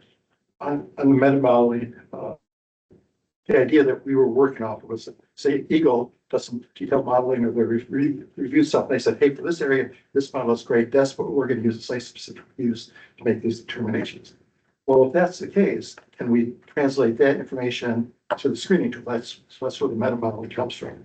So it's something that Eagle has confidence in, and put it in screening, so you don't have to keep site-specific review. You can use that information. So it's actually has the potential to reduce the number of site-specific reviews because you're able to get a more accurate Right. answer from the screening tool. Especially in areas where you're getting close and you're spending a lot of people to site-specific review anyway. If the answer is they're just gonna get it and then run the model, if we could take that workload off Eagle, then they'll be able to dig in more on the ones that need further investigation. And will users outside of Eagle employees be able to access kind of the pieces of the data set that are now, there's no more batch tools, so, you know, everything's kind of out there and public. Will users be able to play around with characteristics, you know, as test runs, or is that something that's just gonna be internal to staff? And most people aren't gonna care. I'm thinking about like your consultants, hydrologists. If USGS does it, we'll publish it. And then it'll be open. And it should have been the frame. So we haven't talked about detail. I don't see any reason why it wouldn't be just totally open. Okay, Yeah. Any other questions? And Bill, Yeah, real quick on the recharge. Yeah. You mentioned history matching, you're gonna You can kind of explain what that means and how it's gonna tighten up your dispersion. Oh, yeah, sorry. So we have observations of base flow from the time period, that 25-year time period, and we have the ET towers. And so we can run the code for that time period and then try to match ET and base flow. And then tune the parameters of that lookup table so that you're doing the best job you can, to match those observations. Okay, so you, year by year, what happens? Keep stepping back and matching each one of those? Yeah, I hope the tables are static, so hopefully as we change the tables, we'll be able to match over time. Yeah, All right, super dumb question based off of this. The EnviroWeather that MSU runs, do they get their ET data from these towers or are they getting it independently from their own weather stations? Because they provide ET data, but I don't know where they get it from. their ET data, I think, is calculated from the weather station input of wind speed, solar radiation. Okay. And then that runs an equation to estimate ET. Okay, Um, I just wondered if it's not using those same towers, if that might be another potential Yeah, that's a data good source to idea. pull from. Bring it in, yeah. It's confused, the the Ameriflex tower is actually, I don't know how it works, but it's measuring. Mhm. Oh, rather than an Rather than estimate based measuring off other of things. vaccine. Yeah, Okay, but there's not as many Ameriflex towers, so we should bring. great. And Fairweather has a bajillion towers. Yeah. See, it wasn't a stupid question. Well, if I had asked the question, why can't you just use this data set that, and he said, well, it's because they're getting the data from these same Veriflex towers. And that wouldn't have been helpful. So thank you for all three of the reports. Dave, do you want to wrap up? Yeah, I want to just say that we wrote the report for this back in 2016, recommending this. We as a council recommended that be funded and implemented in 2020. So here we are in 2025, and I'm just so happy to see the work that they're doing. I think they're doing a great job. I think you can see that this is really a magnificent tool that they're putting together. Excellent. Thank you. And they're gonna be done by the allotted time frame. Yes, they will be done in September next year. All right, with that, I'll hand it over to Brian. All right. Next one should be legislative report recommendations and outreach plan. I'm gonna pass this over to Dave in a minute, but generally, to state the obvious, in statute, our charge is to report on recommendations to approve this program. That's our charge. Our outreach plan statutorily is to write a biennial report making recommendations. I think as an appropriate statutory output, we do a biennial report, but I think we've all discovered that as an effective means of outreach, biennial reports may not be highly effective in today's world. And so part of the wonderful time delays that we've had between envisioning some of these needs and seeing them to creation have been part of our outreach effectiveness or ineffectiveness. And so we're constantly just trying to reassess how we go about providing that outreach so that our recommendations and our charge is landed effectively with the people that we're supposed to give it to. I don't necessarily think of it as advocacy. I think about it as us trying to think through how do we actually effectively give the message that we're asked to give to whom we're supposed to give it to. We've had some time delays, for sure. Some of those were for really good, fascinating reasons, like a novel virus that took over the world, budget projections that were billions in the hole and then had billions in surplus all within a 12-month period, and we were doing a report. But others were just not being able to catch the attention and have the message and the justifications for the things that we think should be done land the way that they should. So we're in that again. We were in it with our 22 report. Took a little while and we had a little twist of luck in that some interest in the data centers created a little bit of an opportunity where legislators were asking a lot of questions about water use. That provided a few of us the right conversation starter to talk about the recommendations at that time. So That was good.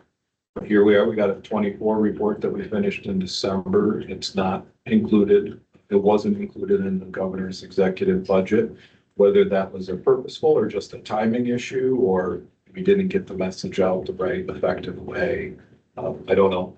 We'll speculate, but we're in the budget season for the House and the Senate. We also are charged to report with, and we have to think a little bit harder about what types of things do we need to do to make sure that the people who need to hear the message lands, not to convince them if it's not their priority, but to make sure that we're at least explaining what we're recommending and why. And so, it's a continual point of discussion. It probably should always be a continual point of discussion, but, that's the auspice of it. And I know, Dave, you were going to share some thoughts and ideas too. Well, this shouldn't be the way we have to do things, okay? We shouldn't have to rely on personal knowledge of individuals who are in a position to put things into budgets. There was a hearing less than a month ago. Eagle's budget was up for the Senate. There wasn't any mention of Water Use Advisory Council in that budget. It might be nice at some point in time to talk to some folks there and ask them if it's what their policy is, since we meet with all you Eagle folks. Our projects that we put together are things that you work on and other folks work on, yet we're kind of like a poor stepchild out here trying to find somebody's ear to go ahead and get our stuff put in the budget. We were able to do it last year.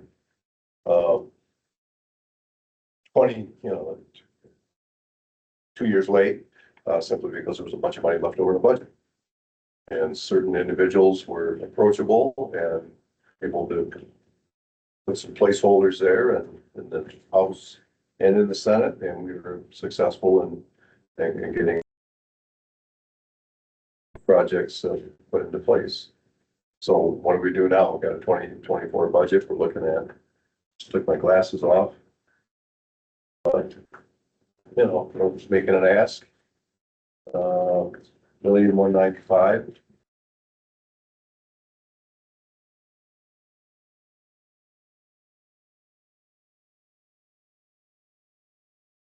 There are concern over groundwater, so hopefully we can get something started there. There's still time. But we're looking for a different way of approaching it other than doing what most people do and then send stuff out. Make sure the legislators are going to pick this report up. They're all going to read it. Well, having been one, I can tell you that that's not the case at all. It doesn't happen that way. And so you got to do what you got to do. And we're at this point fortunate enough that we had some folks last year that knew some folks in the appropriate positions on the appropriations committees and put it in. Well, that's not going to last forever. And so there's got to be a better way. So I've got some ideas. And again, I'm talking to somebody tomorrow in the Senate about this coming into the budget, either probably not under Eagle, but in the budget. Thing is, they're one-time appropriations, and it's not a continuing thing. And so I've heard that the governor likes to make people go back and earn the ear of the legislature every year. So we're not gonna take last year's and just put another number in there. We're gonna get rid of that one that was cut out. It's cut out of the budget. You can see right there lined out, and there's nothing in its place. So I guess we have to earn that every year, but it's just not that easy.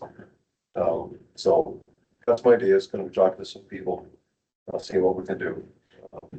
But there's hope yet for this budget ask. We'll see what happens in the next few weeks, next couple of months. Dave, I think that's an important point to bring up, as well as in my mind, it's kind of two conversations, right? Because it's a new ask that comes from every biennial report. That's saying, okay, this is new money we need for new projects versus this is money that we need to continue stuff that you've already funded us doing. So, this year it's 1.2 million for a project that sounds like a lot to us, but, in the state of multiple tens of billions of dollars, it's eraser dust. On the, you know, and at the same time, we've got somewhere in the neighborhood of $750,000 as an ongoing annual expense for the projects that Eagle is already doing, the equipment, the, you know, monitoring, all, you know, all of that other stuff, plus the 3 million annually for Michigan Geologic Survey. That in my mind is kind of, you know, it's one thing for us as a body to go and, you know, and say, we need this new money and here's why. And I think it's maybe, I don't know whether it's a wholly different process or at least a different conversation to say, hey, you gave us money for these things, but in order to keep them effective and keep them working, we need some, you know, continuing funding on an annual basis to be able to keep these up. Which to me is a more logical place for, you know, ongoing, like Eagle makes its budget recommendations and this, you know, $750,000 is just wrapped into Eagle's budget saying, you guys already gave us the money to start this. So of course, we're going to include budget money to continue it, as opposed to, you know, it would be nice for that, for new money that we ask for in our reports to be included in Eagle's budget. But if they're not, that's, you know, that's at least a point that we could go to the legislature and ask for. I was just gonna say, and I think too, sometimes that, you know, it's a little bit difficult because I know that there's a lot of folks who say, well, my organization can't lobby, but yours can, or you know, whatever. Sometimes that's a hard conversation to have too, because it's like in the entire universe of things that you're advocating for, you know, how do you separate out one line item versus, you know, an entire multi-million-dollar budget? So I think those are some tough things to think about in the context of how we approach legislators and how we more effectively get these items into the final budget that gets passed.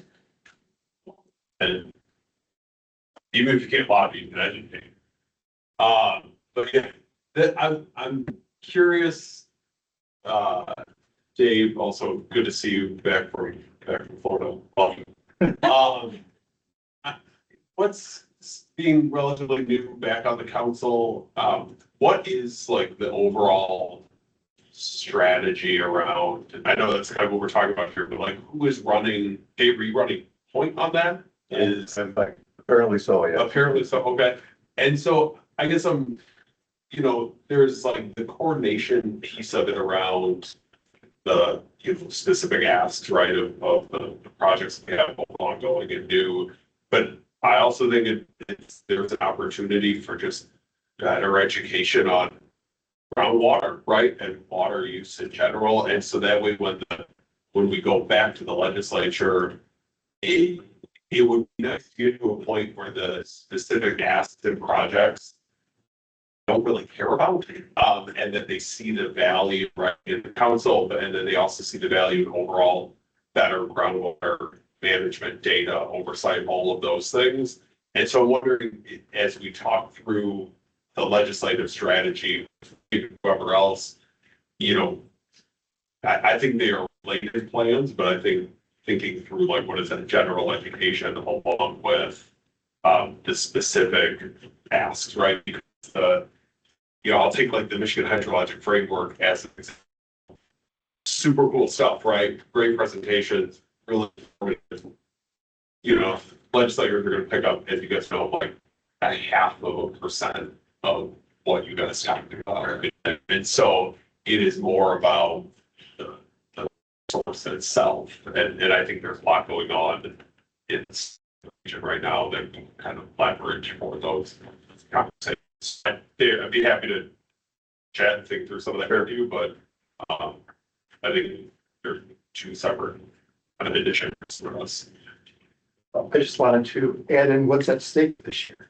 Because last fall, we were talking about investigating stream flow depletion and looking at a very big study where we look at in detail, observing it, monitoring and modeling to try to better understand and demonstrate actual stream flow depletion. I think there's widespread agreement in this room that this would be an important project to do. So if we get funded this year, it starts October. If we don't get funded this year, it starts who knows when. And that's what happened with these other projects. We've been delayed. We hate to see this one delayed. I mean, this is one that we, I think, can be valued in this when it's done. It seems to me that, you know, the legislators got processes, creature habit. And then when we do these non-annual things, it's harder. So I'm wondering, since we do have annual needs, should we just get into the cycle of once a year we have, and I don't know what it is, because I'm naive to it. I'm not a lobbyist. I don't know the workings. So my point is, should it be an annual thing? So that way, every 2 years we'll have an ask on the new stuff on the report that we've been doing, but every year we get in front of them and say, oh, by the way, here's the value proposition, here's what we're doing, here's a quick update, here's our current needs. Nothing for this year, but we'll see it next year. Yeah, I mean, like the stream depletion stuff, pulling specific legislative districts where to go talk to people positively about why this is relevant.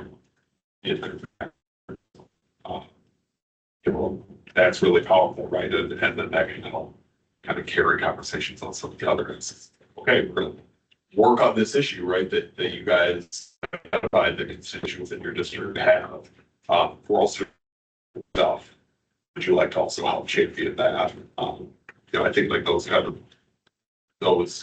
say like one-off projects, I think there's no shortage of examples across the state where this is.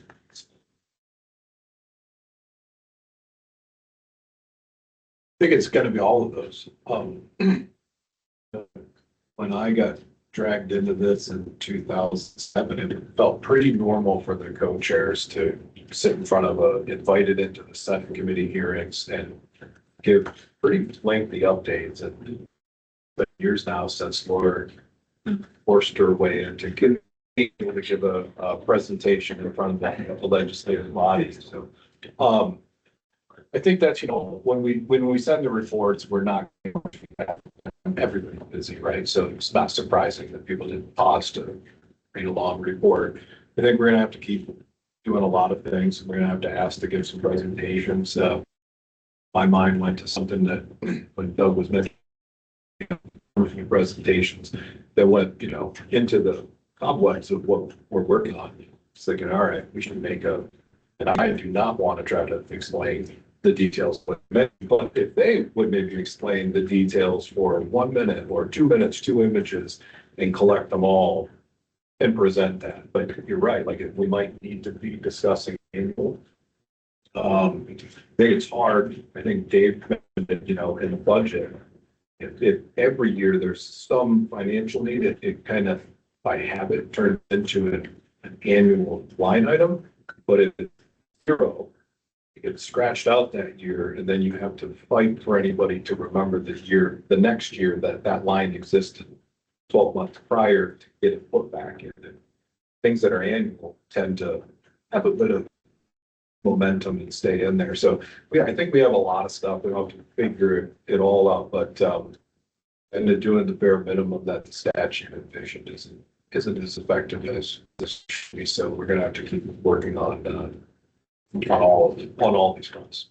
Emily and Adam, you guys don't have to answer this today, because you probably don't have the answers to it today, but what would be helpful for you guys in terms of thinking through Eagle's budget? How do we incorporate this work and these recommendations, ongoing expenses, like how, maybe this is something that we kind of form like a little ad hoc work group or something to figure out, like, how can we coordinate between this body and Eagle in terms of budgetary asks? If we made an annual report of basically like, okay, last year we asked you for all this new stuff. We're not asking for new stuff this year, but these are the ongoing expenses, just to kind of fill that gap. Is that helpful, or is it I just maybe think that through and maybe we can put together some folks, whoever's interested. It would be good to do an ad hoc, because like Brian, you said, you don't know why necessarily the department, it's not intentional. I mentioned before that I think it's process related and timing. Yeah. When we're putting together proposals for change to inform a governor's budgetary priorities for FY26, for example, that stuff was in the chute last summer. So I think we've got a little mismatch, and I've made notes, Dave, to also talk with Sydney and Travis on our end, so that we can think through how we shrink that, but, you know, I mean, it may be that right now there's an unfortunate mismatch of when those things come in and when we deliver our report at the end of the year. And so I do think, like, your idea of an ad hoc group to specifically work on that, to see how we can sync things up would be helpful. And, I mean, we're required to produce the report by December 28th. We don't have to release it on that date. If it's helpful for your budget process and we end up through a group of us to, you know, figuring out, oh yeah, if this, you know, if the Water Use Advisory Council report came out in June, every 2 years instead of December, I don't think it's a big deal for us to shift that. It's just a matter of, you know, we're working in 2-year cycles and it started in December. And so we just kept it on that way out of habit, not necessity. Yeah, that and other potential solutions seem to be maybe on the table to overcome that. Yeah, I would agree. It's felt like a little bit of a disconnect in the last couple of years. And I think this is the first time we've actually had funding for the council's work. So, and tremendous resources to help, you know, build up the water use assessment unit. So I think we're at a time now where having an ad hoc discussion, I think, is really good. I also think just the operation maintenance costs, things within the program that are just sort of baseline funding that are needed to be sustained, that's a very different thing than going back to the legislature and asking for project funding. And they're at different scales. So yeah, as Adam said, our cycle for putting together our budget asks and also getting it into the governor's budget is offset and not aligned well with when these legislative reports go in. And I also think I jotted down too that we should have the conversation with our legislative staff too about how can we get in front of the legislature and in front of the key committees on an annual basis with that education going on, because I think that is really important. It's going to take time, and if that hasn't been happening for a while, why is that? And can we work on fixing that? Yeah, and I understand the frustration, like you're saying, the department goes in front of Senator Probst and doesn't bring this up or the work of the committee. I get that. But even where we're at in this process, the narrative that we're working off from is pretty structured at this point, I would say. And, but I absolutely want to bring it up. Emily and I bring it up to our legislative staff and see if we can solve that, what room there is for it, but. Well, you know, we don't wait till December to figure out the monetary amount we're looking for. So if we knew 4 months in advance or 5 months or whatever the time like you need to develop something, then we'll make the ask and we'll justify it later on in December with a report. But the ask really needs to be there. If somebody has a question about the validity of it, by then we got the data we need. So, and that might change our cycle, our schedule when we need to put forward recommendations, because we are crushing them out pretty close. And that December report comes together right before Christmas. Yeah. We're going to need our information by the very beginning of August that's baked, ready for us to put into that's when we have our budget meetings, and then what gets baked into our budget is happening in fall, in August and September. So that might adjust, our schedule with the council and how we, at least for the O&M pieces within the program, but for us to be able to fit that into the governor's budget. Okay, do you guys want to talk to legislative staff first and then let us know, and we'll kind of put out and ask for an ad hoc group and get a meeting together? Sounds good. Okay, thank you, appreciate that. I think that's good, and the timing's really good, but I want to make sure that you guys know, because one of the reasons we got this reformalized in statute, all the departments can crank up proposals for change requests, and they get filtered by everybody at a higher level who sets the priorities. And so one of the reasons we got ourselves reformalized as originally envisioned was just knowing that if a department's told you get 3, if you could put forward to the budget office, you can't expect Eagle to give up. They're already giving up tons that staff write and send up, right? But like asking that ours, this always stands as one of the 3 that they're allowed, or however many. It's gonna always be tough, but systematically, we're sending it to a governor, Eagle director, and a bunch of people in the House and Senate. And for this executive budget thing, not only the timing, but finding a way for, you know, maybe it's a director, maybe it's us directly with a budget office that's allowed, but making sure that, hey, there's a statutory body that is going to make recommendations. They're going to put something forward. It supports Eagle. It's within Eagle's budget, but it is not the same as our proposals for change internally. But you can't forget that it exists. You can't be afraid, like, it's got to get on the table and not, I recognize, not chew up one of your very few proposals that get to go through the process. That didn't work either, and I wouldn't expect that.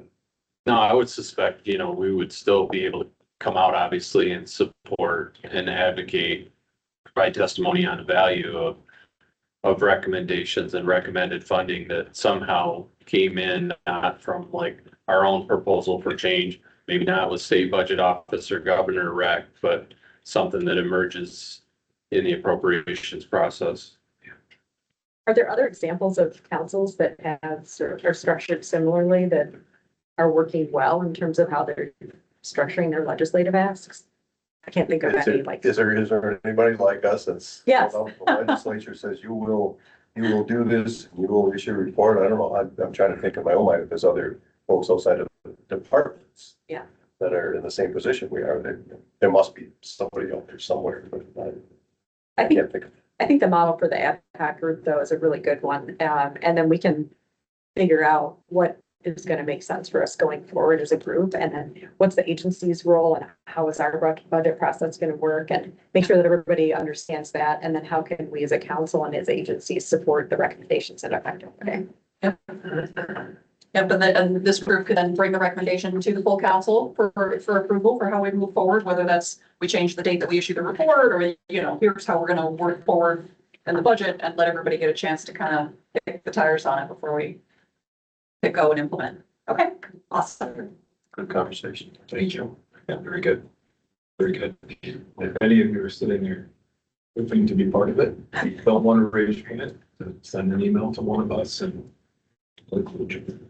It may be that the report doesn't necessarily have to be done in that August timeframe, but it might be that we want to have agreement on recommendations so that they can be considered in process, and then the report coming in later in the fall is still timely for the appropriations process to be used as documentation. Yeah. I mean, we could chat through that. It's been my experience that budgets tend to be kind of the last thing that get put together for these projects, because first it's the, what do you guys think about this idea? And then let's get into some details of what this idea looks like, and everybody's got to approve that. And then, and then it's like, okay, it's how much is this going to cost? But yeah, definitely either producing the report at a different time or producing at least the numbers, or a ballpark of what we think we're going to ask for in a timely way. But either one would be helpful, it sounds like. And we have, it's not like it has to be done every year. We'd have a year and a half to get to that point till August before you get down to the legislature the following spring, winter to put in the budget. So we've got, but we might have to reorient dollars first, but all the rest of the stuff later. So, and part of it is just the way we structure the committee discussions too. I mean, we know as a committee, we need to start working on kind of baking ideas starting, the beginning of January of the year, we're going to write that legislative report. Obviously we're thinking about things all the time, but we can back that up so that we're making sure that we have those ideas come together sooner. Thank you. Anything else on that? Launch? Anybody online? Stream? Right, perfect. That should be Eagle update next. Who's leading? Okay, well, good afternoon. This is the program update for Eagle's water use program.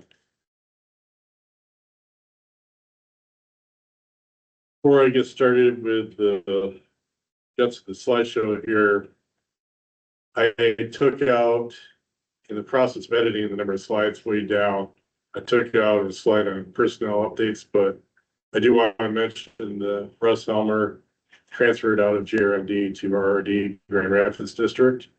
But I also want to welcome, acknowledge Mike Jugel And back there, our latest hire, it's an SSR geologist. So, with that being said, get into the program metrics. So year to date, issued 1/3/27 permit and one is currently under review. We've sent out 4 amended registration compliance communications. Those are compliance communications that get issued whenever there is sufficient stream flow available to register large quantity withdrawals as built as operated characteristics.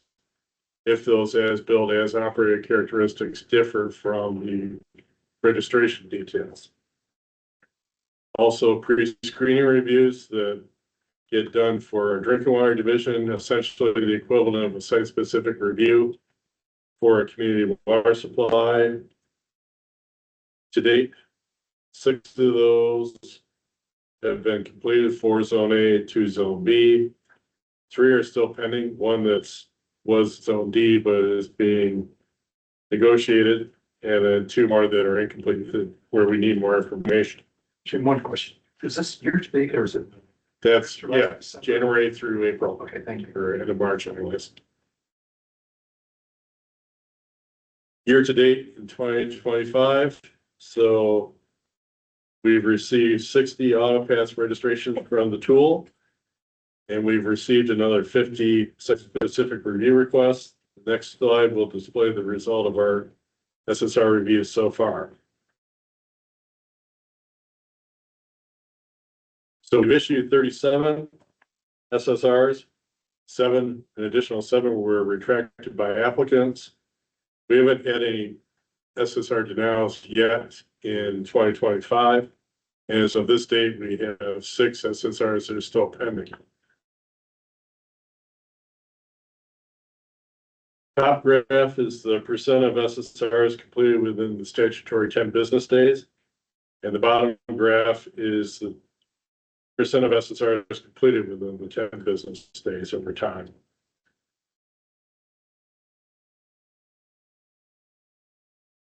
What about the normal amount of registrations and SSRs for a quarter? 100 something to 110.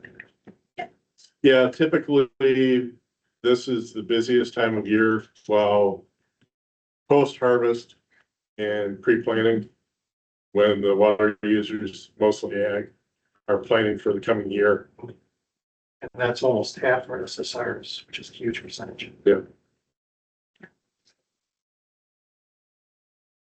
Jim, have you guys already implemented the recommendation for like how to handle SSRs? Like if they can't get done in 10 days, you communicate with the registrant or the applicant to say, hey, we're not done, but we're gonna get done by this time, or hey, we're not done and we need more data.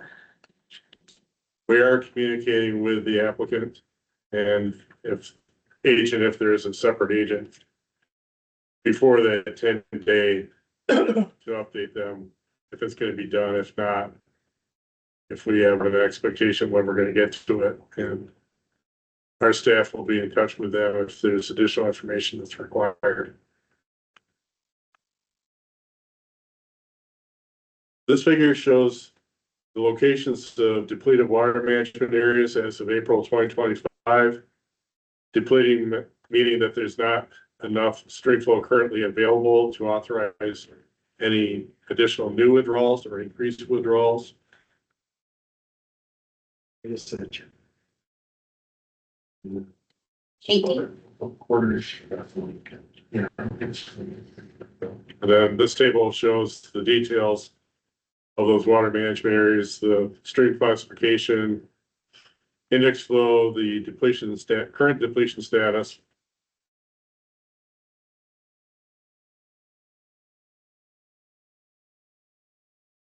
And now I'm going to turn it over to Sydney, give an update on monitoring well.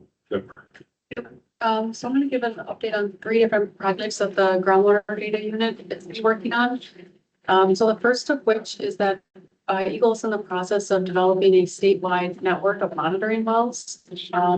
Ultimately, this will provide us with long-term and seasonal groundwater elevation trends, information for aquifer sustainability.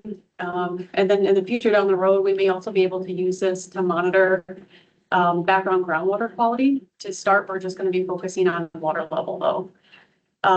This is tied in coordination with the grant that we had received from USGS to become a new data provider to the National Groundwater Monitoring Network, which was a 2-year grant that ends this July in 2025.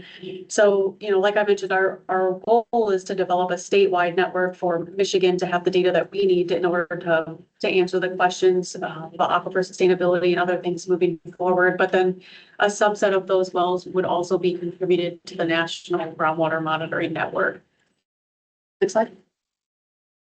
So where we're at with this project, the map there, it's hard to make out. This is the draft map. We're working on updating this, but there's 3 different colors shown. So if you can see the green dots on the map, those are wells that are already a part of the National Groundwater Monitoring Network that USGS is monitoring on an ongoing basis. So Eagle is focusing on the blue triangles and then the red dots. So the blue triangles, that is a combination of wells. There are 5 of them in Allegan County that were all installed by MGS. So we are also working with MGS. They are contributing the data from those wells to Eagle, and then Eagle is sending that to the National Groundwater Monitoring Network. And then there's about 70-ish other wells shown on the map in blue. These are pre-existing inactive USGS wells that we are working with USGS to obtain access to in order to get them up and running again. Some of them need repairs, but that we could then include them into our statewide monitoring network. And then where appropriate, send that data to the National Groundwater Monitoring Network.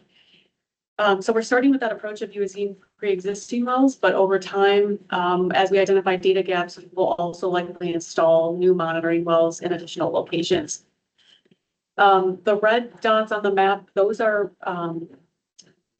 pre-existing USGS wells that are also inactive.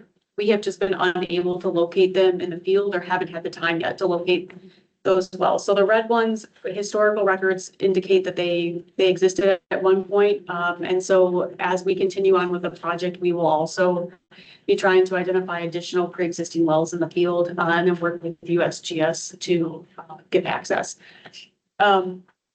So we're continuing to work on building out the well inventory. And then we are also creating a web service at the moment to be able to send our data to the USGS for the wells that are going to be part of the national network.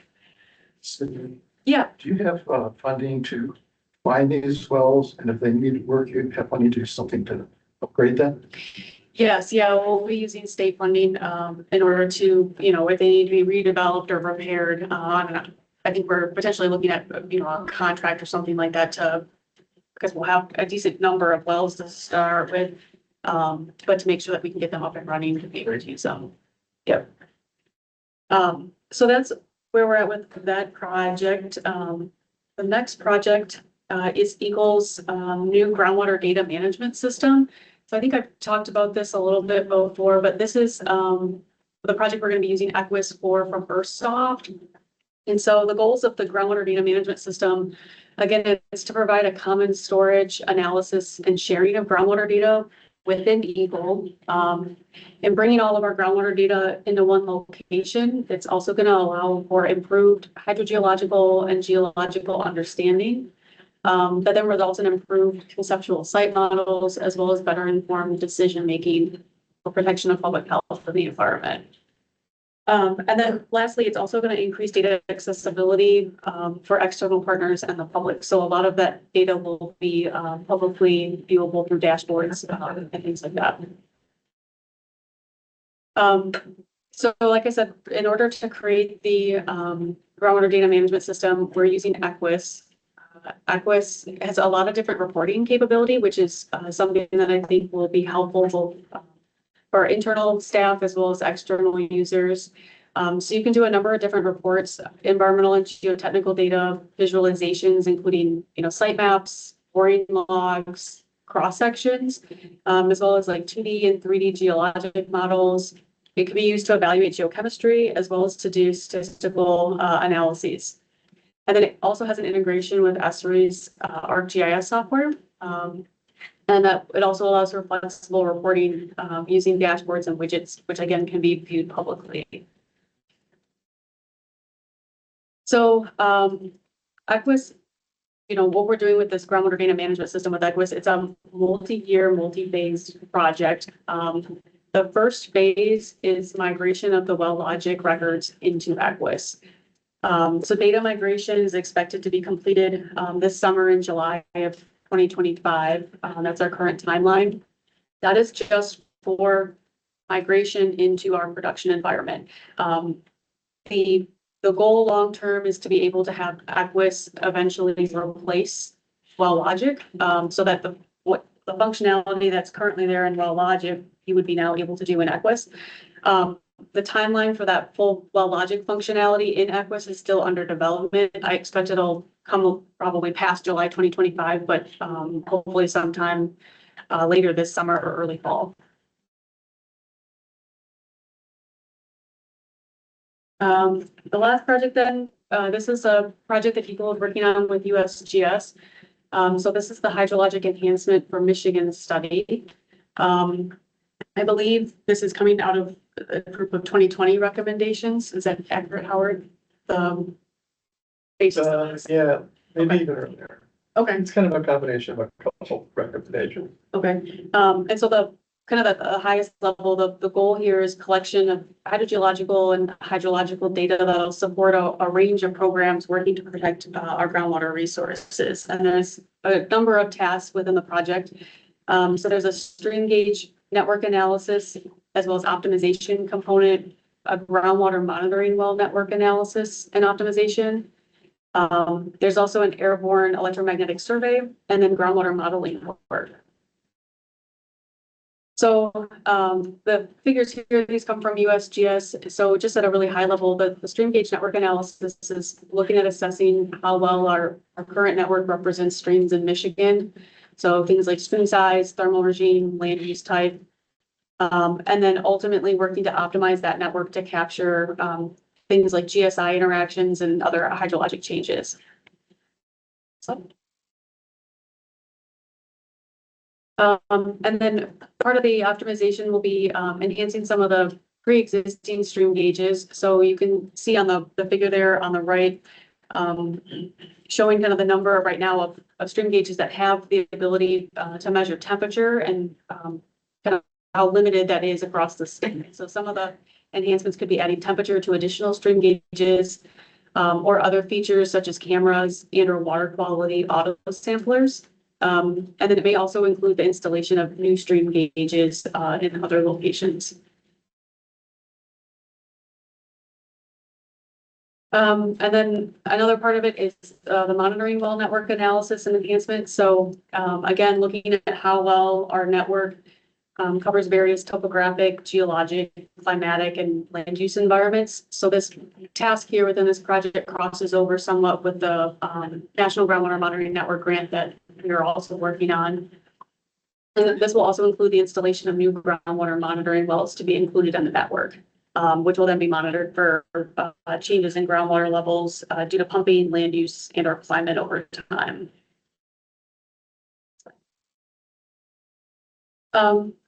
The third component that I mentioned is the airborne electromagnetic survey. So again, for those that aren't familiar with it, the survey measures electrical conductivity of the subsurface, which provides information on geological and hydrogeological stratigraphy. It's a fast, high-resolution characterization of aquifer materials over a large area. It's flown at low altitudes and avoids urban areas. And so this, we are still, Eagle is in the process of working with USGS to finalize the survey area, but we're looking at portions of southwestern Michigan and the flights. USGS is planning the flight for spring 2026. Yeah. How deep does that go? I want to say that it can go in certain portions up to 1,000 feet. I think that's what Jared had said, but it depends on the material. Yeah. But you want to go Go super less deep. data. You want to try to get want to get top of rocks, go to 300 feet, then we don't want to keep looking down and just see jail, so they'll try to, that's okay. They're doing a bunch of pre-work with, wells and existing data to inform geophysicists, this is what we think is out here, so they can tune the instrument to pick up that copper rock and stuff and not, go super deep. So the current status on that is USGS is working on developing the work plans for the individual project tasks. And then there's been ongoing coordination between Eagle and USGS. Back in mid-March, we met to discuss the AEM survey. So like I said, Eagle's working on finalizing the survey area and determining our desired flight line density, which is going to be based on what our data objectives are. We've also met in early April to discuss the stream gauge network analysis. And then we have a couple meetings later this week. We have a meeting tomorrow with the Michigan tribes to provide an overview of the project to them and receive their input. And then we also have a meeting later this week, again with USGS, to discuss the groundwater monitoring well network analysis and installation of new wells, with MGS is going to participate in, so we can include their input into the project as well. Thank you. Yeah, I have a couple of questions. Yeah. You were talking about integration of WellLogic into Equus. You guys are going to keep WellLogic fully functional until all those functions are functional in Equus? Yeah, so WellLogic will remain functional, accessible, until everything is working in Equus, and there'll probably be a transition period to make sure that, once the functionality is there in Equus, the things are working as needed. And then people will be given up probably training and time, to adjust to switching. Okay, and I know maybe Sarah, this maybe haven't, but I know that there's a lot of old people well records. They're still being scanned, and that data still being entered. Is that? That's almost, the Michigan Geologic Survey is almost done with that triage project. It's not that we won't have future scan records, but the hope is, there's a lot of change management associated with this. Our hope is that folks will feel like WellLogic is still there, but it's a little bit of a Jedi mind trick in that it's gonna be in Equus, but we have to get all the input tools and use tools and permissions right, because we use it as an agency, health departments use it, water well drillers use it. So there's a lot to consider when it's fully built out, but the team's working on that. But we won't switch something over until all those pieces are right. People are trained, comfortable. It just complicates the data mapping in terms of what we bring over to a production data set. Do we have to do that more than once? But we're excited to get some of the tools and things in place that Michigan Geologic Surveys use to correct the data, because as we mentioned a couple months ago, it's a little scary how much error was within those data sets. So we're hoping that future input tools and things will improve that data, so we're not doing corrections all the time, and it's a more trusted data set. And I'm assuming Equus is going to be easier to use as well. Hopefully. That's one, I don't know, I've been 12 years of IT development on oil and gas, and that's become one of my hard learned lessons, is that a core principle of IT development should be, it makes life easier, because if it doesn't, you're gonna hear about it. So, yes. I have looked many times in WellLogic for wells that I know that exist, and I'll type in the address or whatever, it can't get the stupid thing to come up. I'll finally call the driller and say, do you have your well record? He goes, yeah. I said, send me a PDF of it, so I can pull up the number and, pull it out of WellLogic. So, yeah. The other question I had, you were. Help desk over there. I know it's not easy all the time, so. And it's probably operator error half the time, so. You were talking about the well monitoring network. Yeah. In rehabbing wells. What type of wells are you looking at rehabbing and putting in new wells? Are those all irrigation wells? Are they type 1s or? So these would just be observation monitoring wells. So they wouldn't be used for water withdrawals. These would just be for observation of static groundwater levels over time. Okay, but they're gonna be predominantly in agricultural areas, since about was it 75-80% of large quantity wells are for irrigation. Yeah, I don't know if it'll be predominantly agricultural, but I think we're looking at trying to make sure that we're being representative of lots of the land use types across the state. So, and the wells that we have right now identified from that are pre-existing inactive USGS wells, the casing material, the well diameters, it's a variety of them at this point in time, but we're looking at trying to cover the range of land use types within Michigan and target various aquifers as well. And those were put in by US just many years ago with the idea of getting a comprehensive view of water resources. Say, was looking at one land or one use of water, but trying to understand what's in the state. This is part of the $250,000 grant program.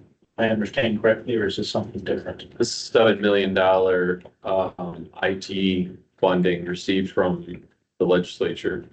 So we're in the first phase of about $2 million worth of work. So there's another 5 million to build this out, consider other data sets that can be pulled into this of value. Even beyond this, if you can think about professionally done soil logs, monitoring wells that are installed would be of great value to have in this data set and available alongside that for model-minded folks and just a whole host of things, like starting to triage contamination sites or to start thinking through water availability in area. That was gonna be, sorry. No, should jump in. Okay, are you looking to pull in other data sets into this? I mean, some of those areas that were lit up. Yep. Well, Logic's obviously a primary data set that we want to get right and bring in initially because it's over 1 million data points. Yeah. But yeah, the agency itself has a lot of good soils data, groundwater data that's residing in flat files. So if you think about OCR, how we can pull those out of files and get them into a usable form and data set. So somebody starting like a research project doesn't necessarily have to start their project with a bunch of FOIAs and digging. Well, and I was wondering from for the private side of it too, we have a large 5-year project looking at level, flow, quality in a number of those areas that we're working on with the state and MSU and a couple others. And so it's continuous data for 5 years. And so I didn't know that was. We're hoping to bring in high value data sets like that. We know there's private folks monitoring. We've got some municipalities or county level governments that are monitoring.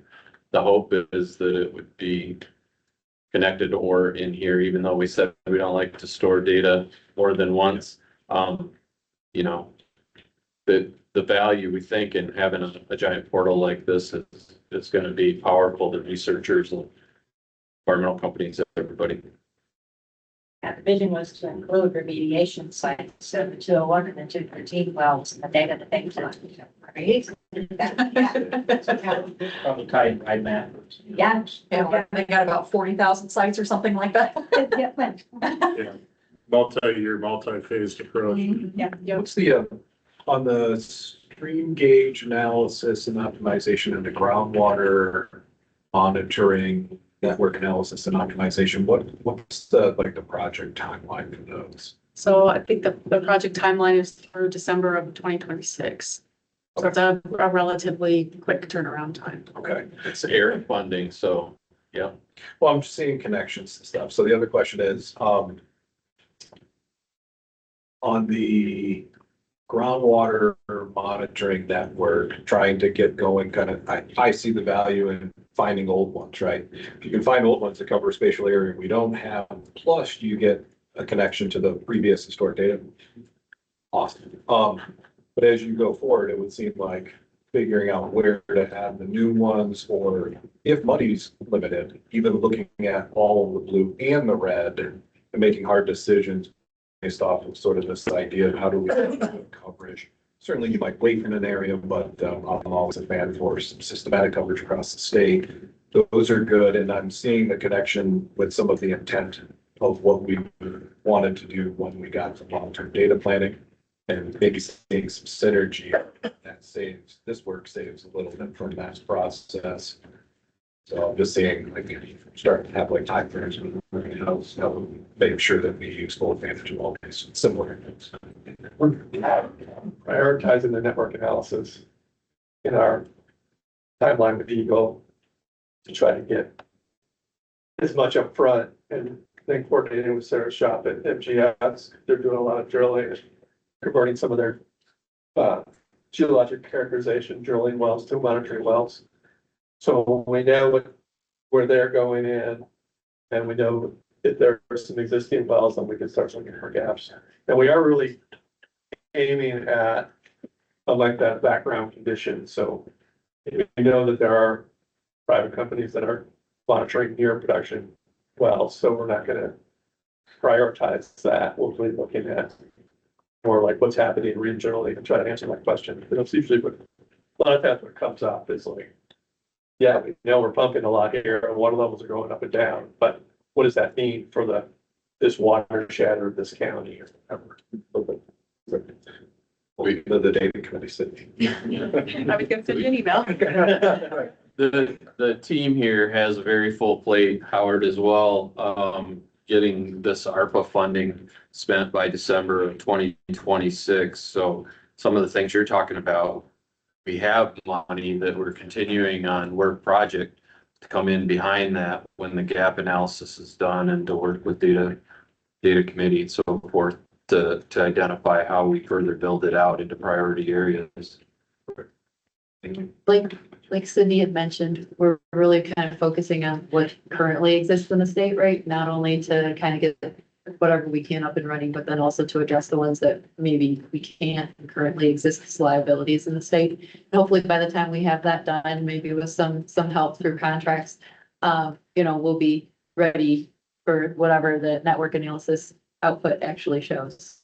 I think between the data committee and Eagle and, people around, there's some decisions to be made, like quarterly takedowns at a lot of places, or a fewer continuous groundwater levels. I mean, I like continuous groundwater levels, but people find them not too exciting.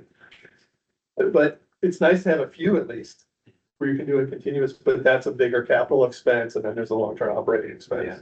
And so part of the consideration really is, like, if you found 80 of the blue ones and they're all still existing, what's the right balance between instrumenting some and other ones that would be quarterly or seasonal, or like what's the frequency of takedown?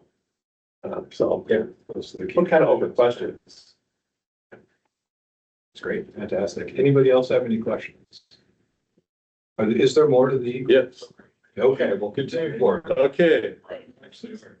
Question with a little bit off topic. Another issue I'm involved with is sand and gravel mining. There's proposals periodically to take it away from local governments, the ability to regulate sand and gravel mining. And one of the things that hasn't happened is, I think, is a good survey of where sand and gravel actually is in the state. And I'm wondering if you're collecting all of this data in the boring logs, is that a way to come up with a decent survey of where sand and gravel is in the state? Could you use the data that you're collecting for other things than water levels? Yeah, so the legislature did appropriate a 2024 budget, $5 million through DNR for the Michigan Geologic Survey right behind you to do gravel aggregate assessments across the state. Yep. Good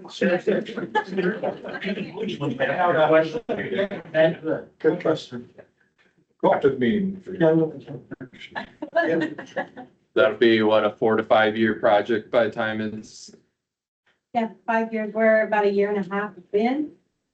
So, yeah, we've been doing the inventory, we're mapping everything that we know that exists first, and as soon as they're getting ready, we're sending them out to the field this summer to verify what we're seeing. Okay. And, yeah. Good job. Thank you. Yes? Right, okay.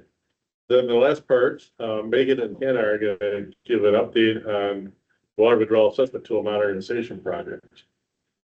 Hey guys, we got upgraded from the peanut gallery. You're supposed to look down your nose at them. We don't even know them over there anymore. But we're gonna talk to you guys today about the lot modernization project that we're kind of working on with a contractor in DTMB. Some of the goals for this project are increased accessibility. Howard kind of stole a little bit of our thunder, but we're gonna be putting the stream flow depletion tools that he talked about earlier. Those are gonna be inside of the tool now, so anyone can use them, anyone can see them, you can see how they kind of work and what data that they're gonna share with everyone. So part of that also, we're sharing more of our data that we have internally. It's kind of the layers that we have that we use. Those have always kind of been accessible, but like, we're just gonna be like throwing them at your guys' faces. So you guys can't find them, let us know now, but just wait a couple months and you guys will see them. We're also gonna try to improve the site-specific review process, so kind of the data sharing, making it easier for you guys to give us your data, so we can review site-specific reviews a little faster, kind of with that data. Also increasing security. So some things to keep in mind with this presentation that we're showing you. Everything is draft and everything will probably be changing. So don't take too much consideration in exactly every single wording on the slides. We are still going through a lot of that stuff, Megan and I internally. So our goal though is to make this process easier for you guys. So the people that are using the tool on a daily basis, submitting registrations, SSRs, all of that jazz. We're here to help you guys. So that's the whole point of this update. With that, we don't really have a going live date yet. We're kind of waiting on some things.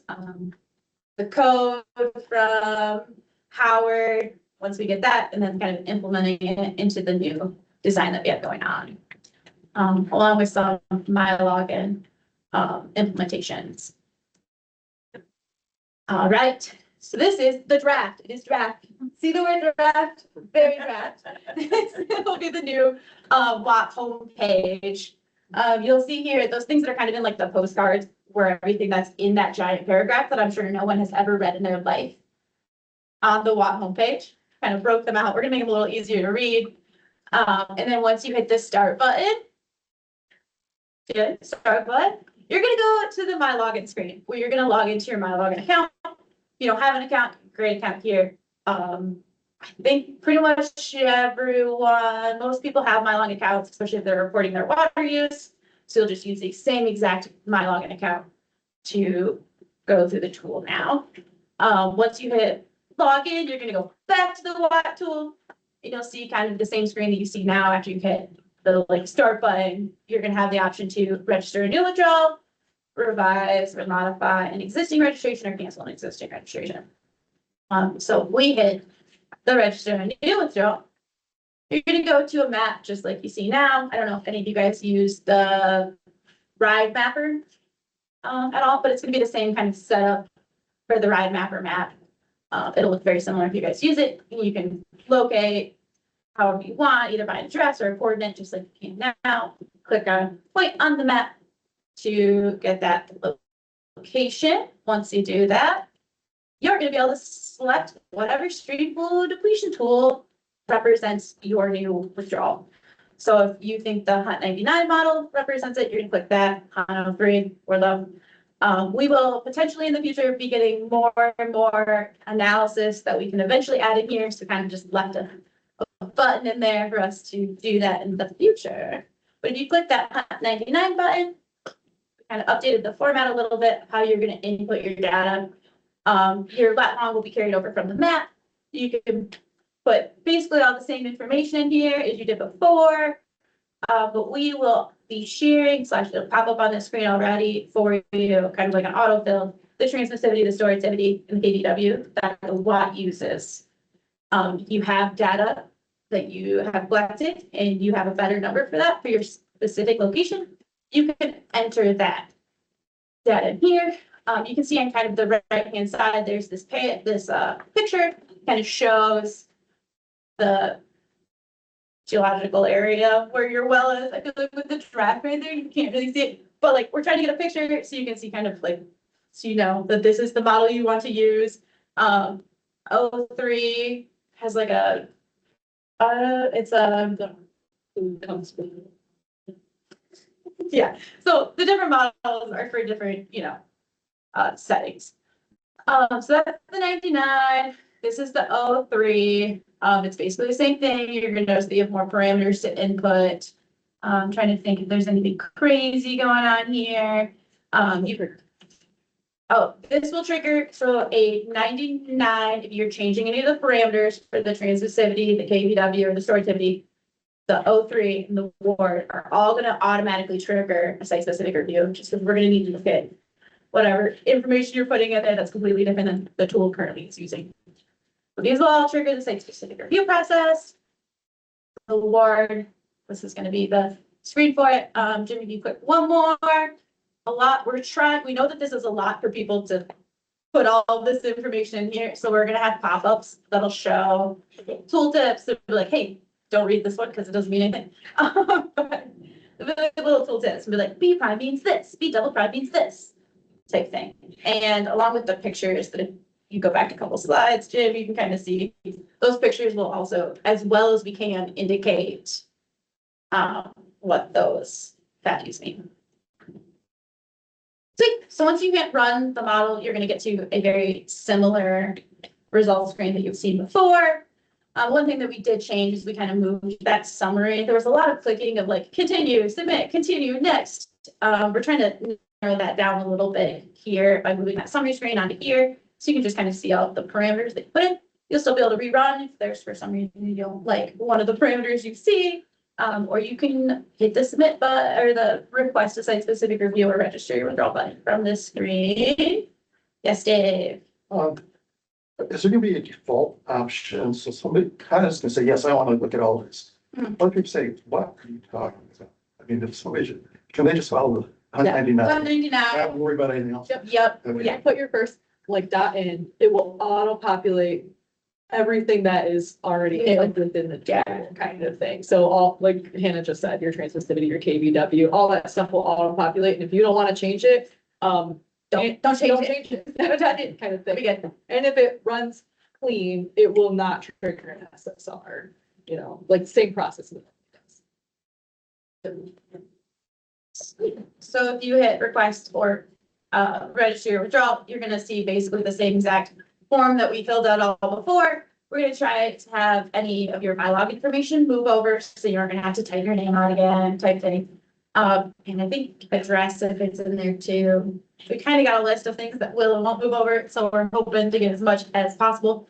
Also, Jim, if you go back one screen.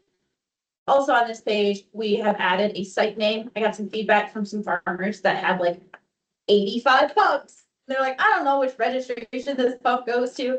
So hopefully that'll help farmers like, this one's for this farm. Hoping that that helps. If it doesn't, sorry guys, just another form for you in your box to fill out. We also added the well logic ID in there. So if you know your well log, you can put that in there, mostly for like replacements, replacing.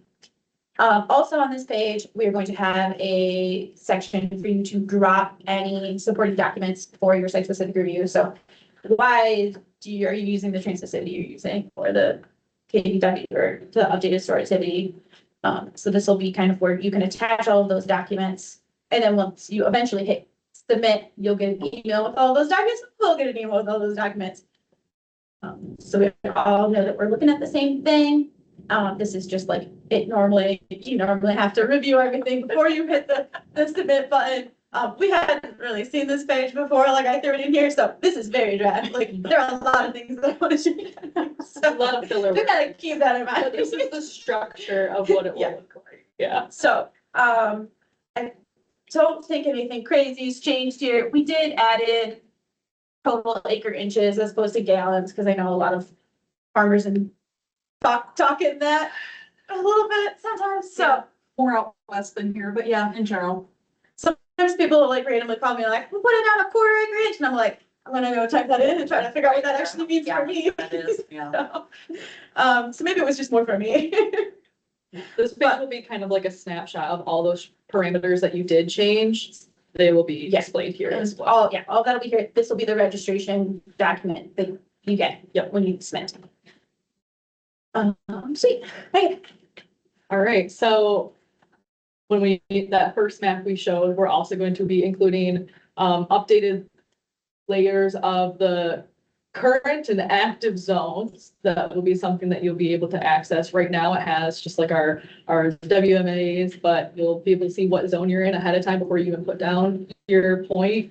There's gonna be a couple of other layers in there that we're hoping to include, and then all of this will either be accessible via our website or this application itself. You'll be able to just download from here, and then anything that like we cannot house will be considered open data, and you'll be able to get from just the Eagle Open Data page, and we'll have links directly to that. So you should be able to bring in all of the layers that we have, and if you really wanted to, run it on Howard stuff on your own computer and theoretically get, have all both components, run it on ours, and then have all the data to run it on yours and get the same answers. Oh, I think that's sweet. The registration layer. Oh, yes, there will be. On this map, we're also going to have a layer that pinpoints all the registration. Yes, that are active registration in the state, just so people can see where they are. That was a really quick run through. Does anybody have any preliminary thoughts? I'm brand new and a little dumb on all of this. I'm gonna ask a dumb question. If there are multiple models that can use to evaluate the impacts of withdrawals, why not run all of them and see what range you get? Or if they don't work that way, if there's some models that work better for different conditions, why not specify the conditions first and then pick the model instead of Yes. having the user just pick from them all? So in those images, there will be different geologic conditions and assumptions that you would want to make for your specific location. So if you were to go to Hunt 2003 or Warden Low and make the assumption that I'm in a two aquifer system, like that's why you would pick those other assumptions. I guess there's not really anything stopping you from trying all of them to see, but ultimately. But the different models are structured to deal with different kinds of conditions better. Right, Yeah. because Lot 99 assumes that it is just straight sand between where you're pulling your water from and the aquifer. I mean, it's basically no obstructions. Hunt 2003 assumes that there's at least one aquitard, so it's a 3-layer system. And then Warden Love 2011 is a 5-layer system. Three. 2 and 3. 2 and 3, yeah.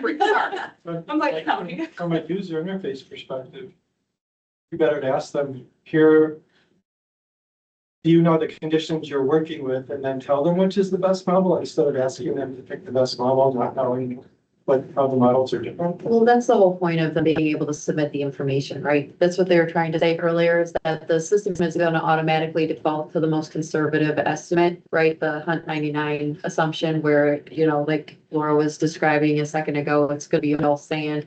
And then if they have information that actually supports using an alternate model, then they'll have the ability to submit the information along with a request to have the depletion evaluated using that alternate solution, right? So it'll just be a request at that point, and then Eagle staff will spend the time to kind of evaluate the data that was submitted and verify the information. You guys are really creating, or helping a consultant be able to, in a lean way, run some of the other models, but statutorily, the Hunt 99 is the only way you're getting an online screening tool pass. So if you think that you want to, game one of the other models, see if it fits, make an argument for it, throw some data, it's going to immediately trigger a site-specific review process. So this is really just sort of letting maybe consultants sort of be able to. Nobody's touching those other tools unless they think they can't get it through. But yeah, I mean, the screening tool, you couldn't go and pick the 2003 put in your own data and get it online so you can go back. So they're educated users who understand this technology. Yeah, yeah. How it, okay. I should letting me ask a dumb question. No, Not dumb at all. it's not at all. Maybe that means you change the labels on that screen. Like, don't label something Hunt 99, Yeah. because no one knows what that means. You just say Like that's screening screening full model and then. two-layer model, Two-layer three-layer model, model. three-layer model. Maybe that's for him. Yeah, that's like. Yeah. Yeah, yeah. There's been some concern, I guess, criticism of, repeatability, whether we're using the same things. So the redesign of the Watt tool puts these, what were called batch tools, what we're calling depletion tools now, right? These solutions in everybody's hands, agencies using the same, the farmers, consultants, everybody can explore the same solutions. It's all off the same sheet of music and it should be a vast improvement and help towards that criticism or trust issue that's been out there. Absolutely. This is huge too. Yeah, I want to follow up with a question real quick. I know it was high level and Yeah. distant, but you talked about like providing some of the information about like the watersheds and stuff like that.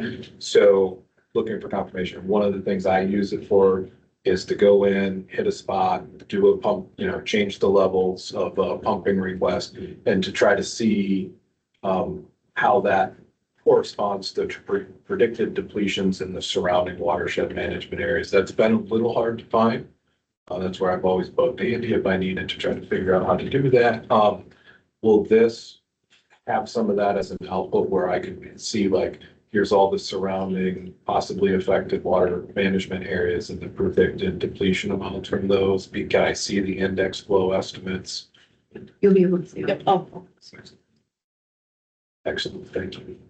Go ahead, Flora, you had something. yeah. So Adam knows how I'm gonna whine and complain about this, my login. And I see Abby Eden is on and she can probably provide some backup testimony as to how much farmers absolutely do not love my login. Because they hate using. Farmers. Yeah, it's not. Lobbyists. I do. Try doing campaign finance, it still has bugs in it. Oh, yeah, so I know that you guys are getting pressure from DTMB, you kind of have to do this blocking everything behind the my login page. But is there, I guess, two questions. Are you allowed to, once this goes into place, will people still be able to get in and just play around without logging in, or you have to log in to even access the system, okay? And then, the second question is there any training material, guidance, outreach, like, We're here's planning how to get into on your login and not have to call Abby or Andy every time you do it, because it's gonna be a pain and you're not gonna be able to get in, because every other time you haven't been able to get in either. Yeah, we plan on working with My Login specifically for their training on just that component, but there's gonna be lots of Okay. outreach for the actual Okay, component yeah, itself. yeah, just trying to anticipate some of the calls I'll get too. We hate this so I much. think you guys are stuck with whatever governmental rules and policies you have, right? I would say some of us who, had to do lobby reporting and give a brand new my logins and you couldn't get my logins. And it took many attempts over many days to try to figure out how to get in. Having it required even to play around is a barrier to accessibility, or it will be to certain citizens who are trying to go, hey, I heard about this. I want to see for myself. I want to figure out this, that. It'll be a barrier to access, right? And people won't give you 4 hours of repeated attempts for two-factor authentications and don't arrive by the time it times out. And it will be a barrier to actually.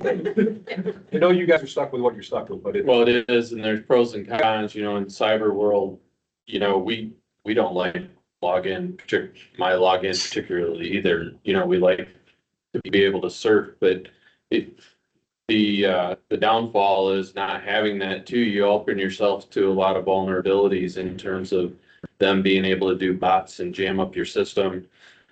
Michigan obviously is a high value target that gets repeatedly beat on in that cyberspace. So, we really wrestled with that, and it is if not a requirement, very strong, guidance from DTMB. So. I know it was one of the audit issues that came up too. Yeah, it is an audit issue too. So one thing you can do, you can let folks know that you can go in there and explore this. If you're not registering or changing anything, you can still go in there and play around and look. And your work's not being saved, like nobody's got your number, but when you do move, correct, ladies, Needs to be like logged in to do that, but we're not saving anything. nothing's being saved unless you're moving into some of these other processes to register, modify. We also did bump all of the times out as far as they would physically let us, so like, they're like 20 minutes, we're like, no. You won't be timed out quickly. We were like, it's Before the email arrived. the biggest number you can give me, please, so Thank you. that's kind of something we're working on. So, Appreciate it. though. I know the restrictions. Yeah, And we are working to come up with some training programs and some outreach material that we'll release at the same time that the WAD is gonna be up and running and ready for use, just so that then we can try to communicate to everybody exactly what their expectations are gonna be. Abby had a question. Happy. No, I've had a lot of experience with my login. And, you know, we've lost 25% of the people who are supposed to report for water use to my login alone. And it's a serious problem if you don't let people at least be able to explore without having to register their systems to make them have a burden of signing up for my login unless they're actually going to register it. For them to not be able to at least go in and evaluate whether it's worth them going in and registering because they're going to install something, is just it's a burden. It's a business burden. And that's all I'm going to say, but my login is a problem. We're stuck with it, but it's a problem. Thank you. I hear you. well, and I agree. Adam, you were saying before that you thought that, like, because there's like a streamlined or skinny version of my login, even for like Secretary of State. So like for everybody who's got to go in and renew licenses and license plates, like that's a skinny version of my login that doesn't seem to cause so many problems, or at least I don't hear about them. I mean, That's not something true. like that? No, my login for citizens automatically comes with Secretary of State regardless. So you go in for another purpose, water use reporting being one of them, and you automatically have Secretary of State tagged on to that account. What they need to do and what water use reporting is planning on doing is moving to my login for business, which makes more sense for many reasons, because you can have employees register on your behalf, those sorts of things that you can't do with my login for citizens, which is actually a private account for your private business. Okay. Even the fast renew process like that we had talked about, I mean, you're still entering your driver's license and there's steps that you're doing. Yeah. And with the quick renew to validate your Right. identity. Thank you. So, Is that it for the Eagle program? yep, here's all of our contact information. Yeah, if you guys have any questions or comments you don't want to bring up right now, feel free to send any of us an email so that we can make sure we're putting them into consideration for the modernization too. Do water users know that this is coming?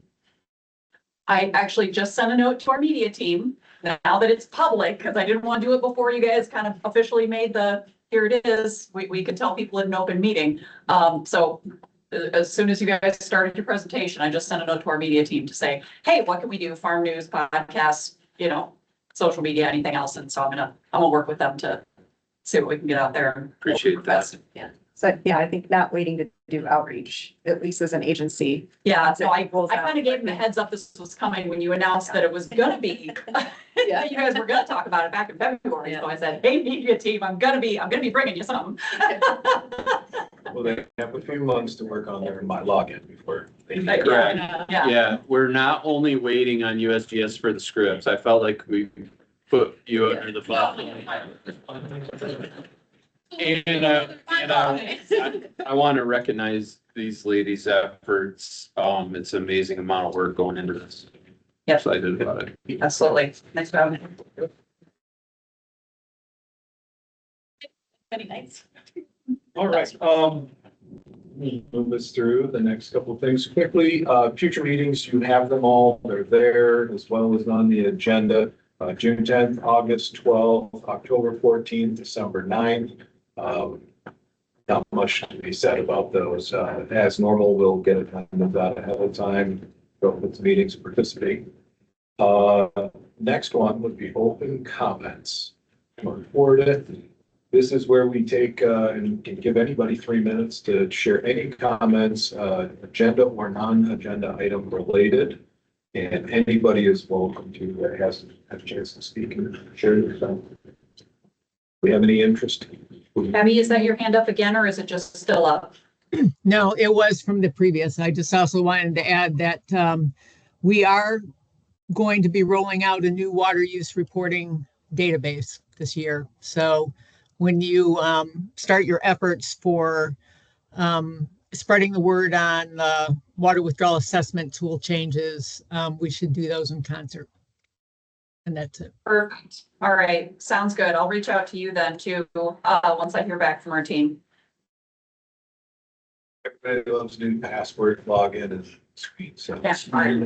Wait. Any other open comments? Not seeing any. Take a motion to adjourn. Seconded, Howard, and I'm not a member of the council.